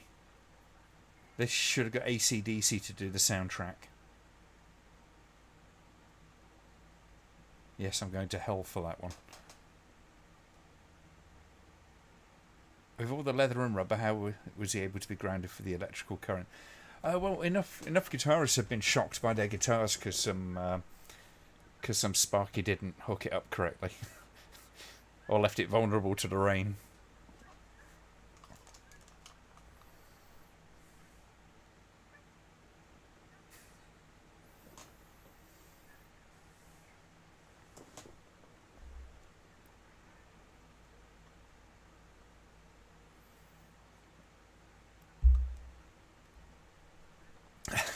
check out the party punch.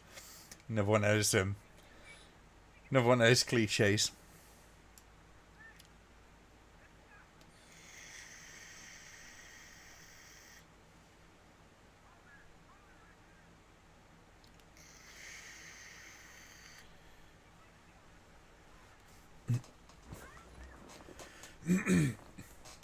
Oh yeah, they're doing fine. I liked their soundtrack to Maximum Overdrive. That's one of my favourites. Even if the film's a bit kind of like hit or miss. It's a fun enough film though. I'd happily watch it again.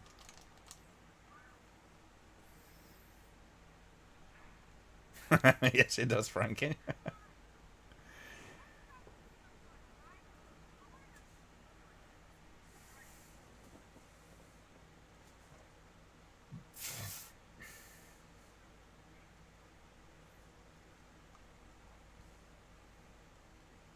Two things that really stand out for Anthropophagus for me. It's the fetus eating scene and the comedy that is the head in the bucket.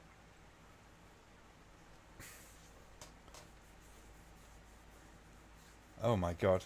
Really, Brian?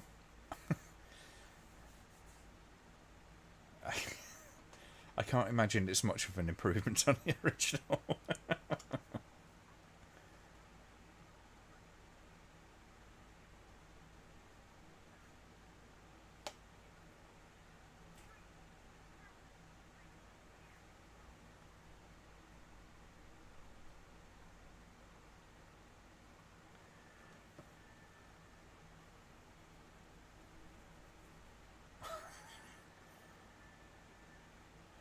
Yeah, AC/DC is still going. They've had a few sort of rocky moments over the last couple of years, but no pun intended.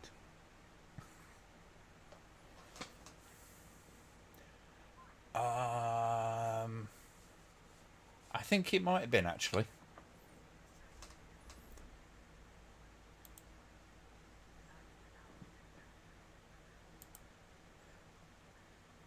At least the first review.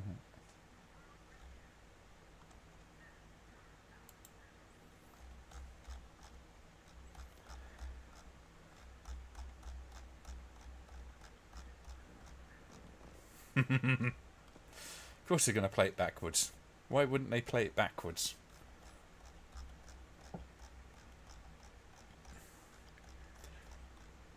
I really have made quite a lot of videos, haven't I?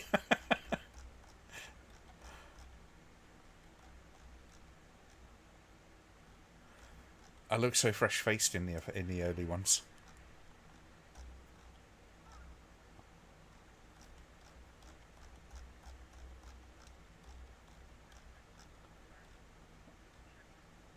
And so yeah, it was the first of the reviews I did. You're quite right. Well remembered.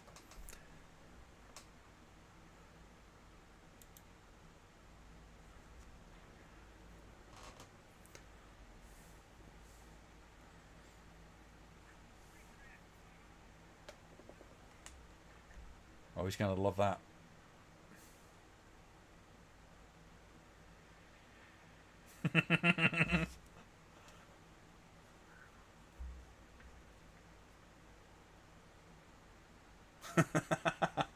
It's the play safe thing.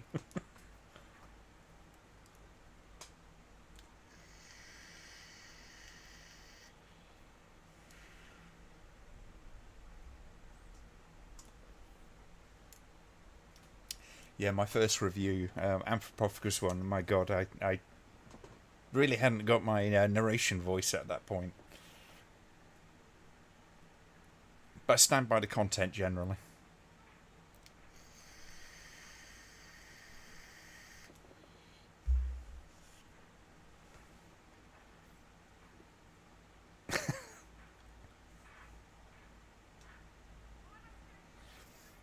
I'm not sure what people think I'd look like from my voice, to be honest with you, but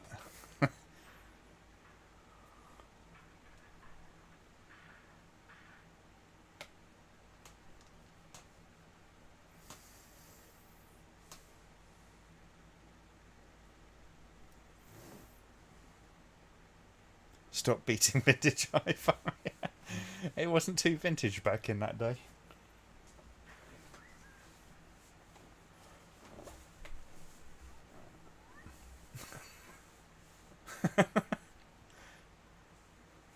I like the occasional sort of like riffs on the cliches of horror in this film. It's got just enough of a sense of humour about itself. It doesn't feel mean spirited particularly.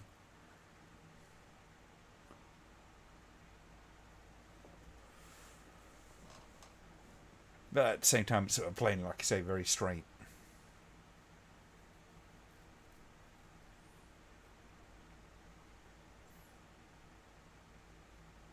I could write a bit about this.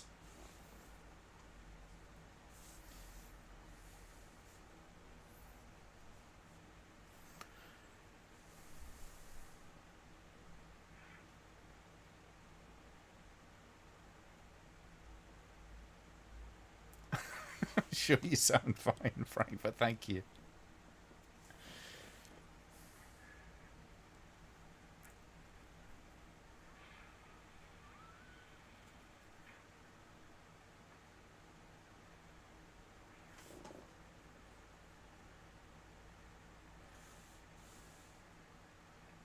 That's a great effect.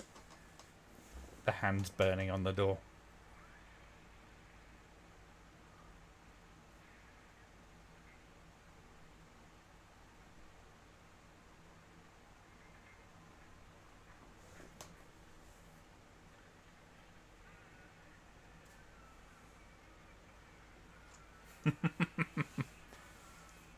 That's his weakness, it's Domestos.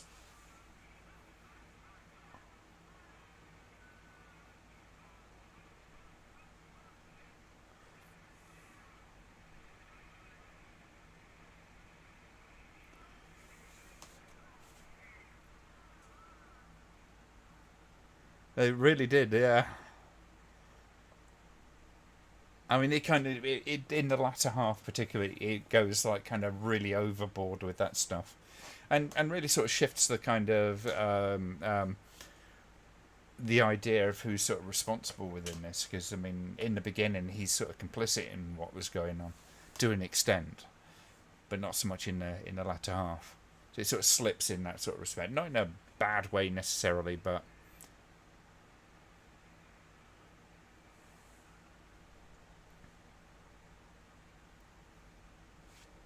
he's grounded. Oh, sparky jokes. Yeah.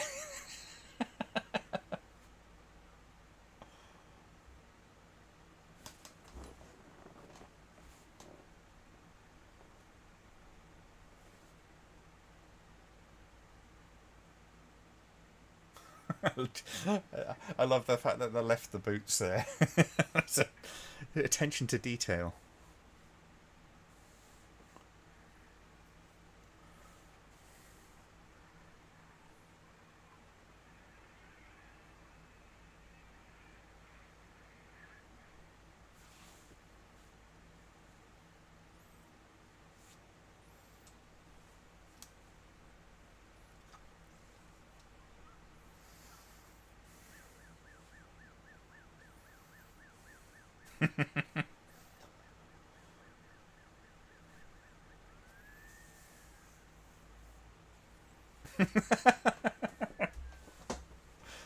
Who hasn't wanted to put the blue lights on?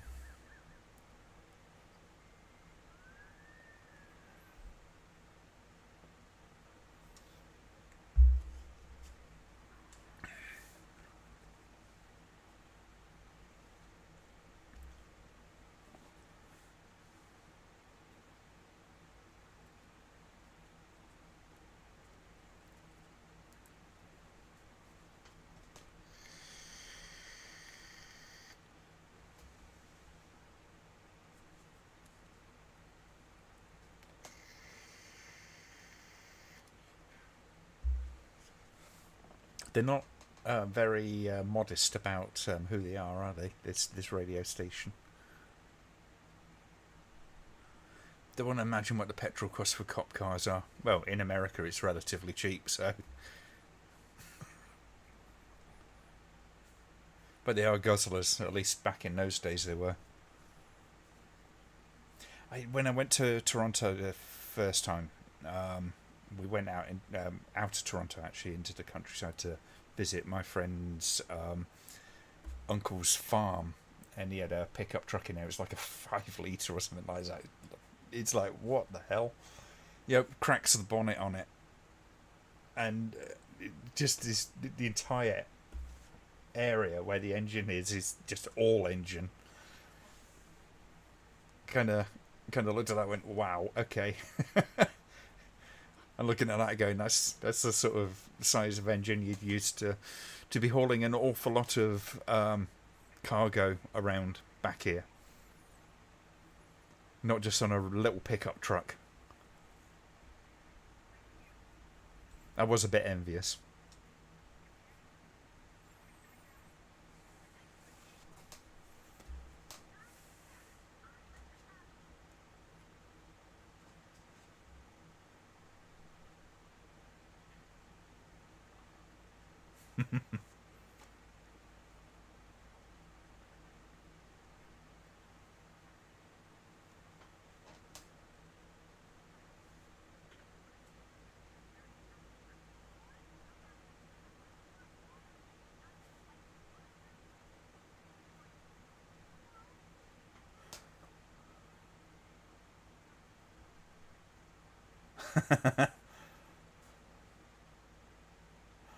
Yeah, the Autobahn's something else.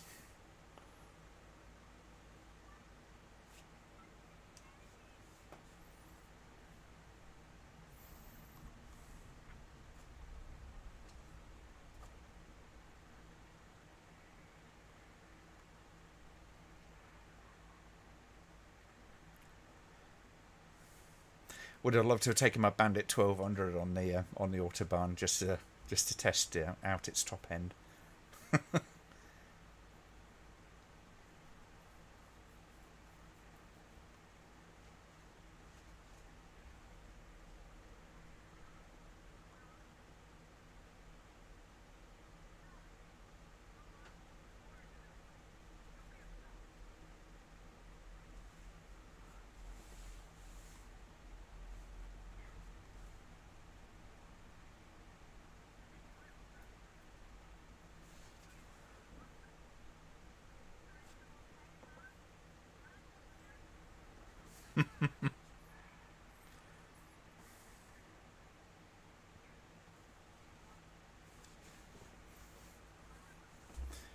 I think BMWs are not my favourite car, but they were pretty good cars.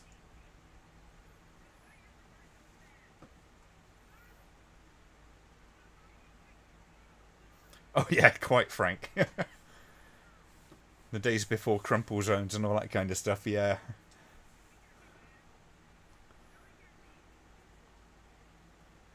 especially the American cars. My God, mind you, I mean there was plenty of British and European cars that were bad for that as well.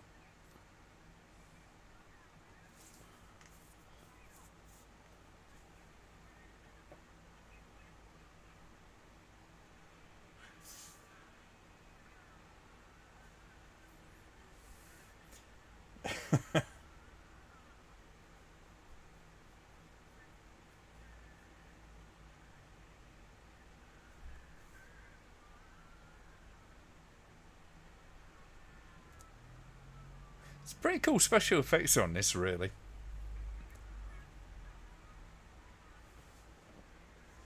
No idea what the budget on this film was.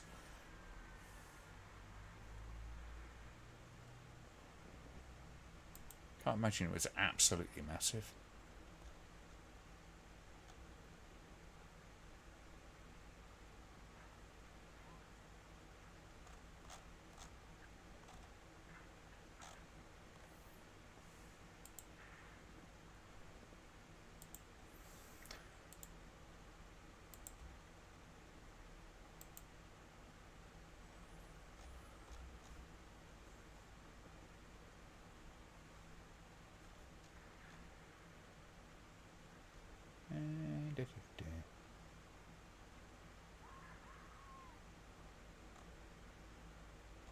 can't see a budget for it.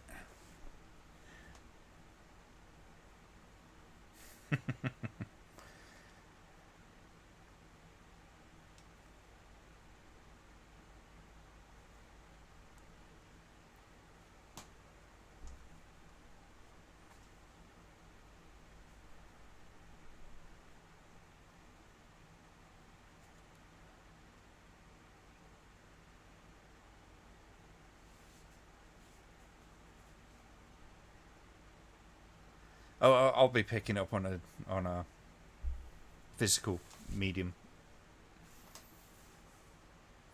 Definitely worth it. I'll be getting the soundtrack at some point as well.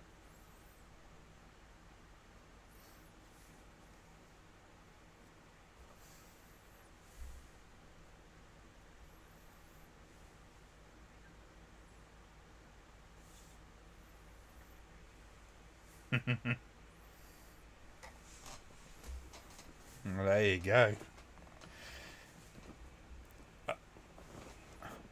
Largely metric, but some imperial stuff is still used. If we think in height, it tends to be in feet and inches. Well, feet anyway. I use imperial more. It's easier to work with. But there you go.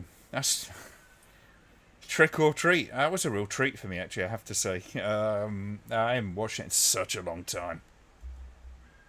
I think there's...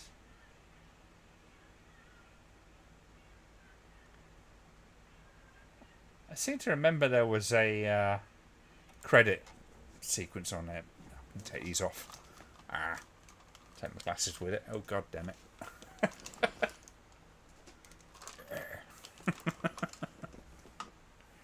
There we go. Oh, I'm all hooked up. That's why I hate wearing wired cams. But there you go. Yeah, that was so much more fun than I remembered it. I do remember enjoying it back in the day, and now, like I said, probably the last time I saw that would have been about maybe 88, 89. So yeah. So it's been an interesting one. So we had one which was just like kind of like, what the fuck is this, and another one which is great. So yeah, imperial measures are difficult for me. Yeah, imperial doesn't make much sense. It did back in the day, I guess, but not so much these days. It's a lot harder to kind of figure stuff out with it. But yeah, that was fantastic, and I think you guys enjoyed that as well. I'm going to have to go spend some money now. Guys that didn't stick around missed out. Appreciate people were busy. Yeah, there's all sorts of stuff going on, isn't there? That's the nice thing about this. I don't mind if you drop in, drop out, whatever you want to do. It's all nice and casual. It's kind of how we play it here, isn't it? It's all for the shits and giggles. So, I reckon we'll call it a day there, because it is now. It's getting close to the witching hour. And I turn into a pumpkin. So, I will see you again next week.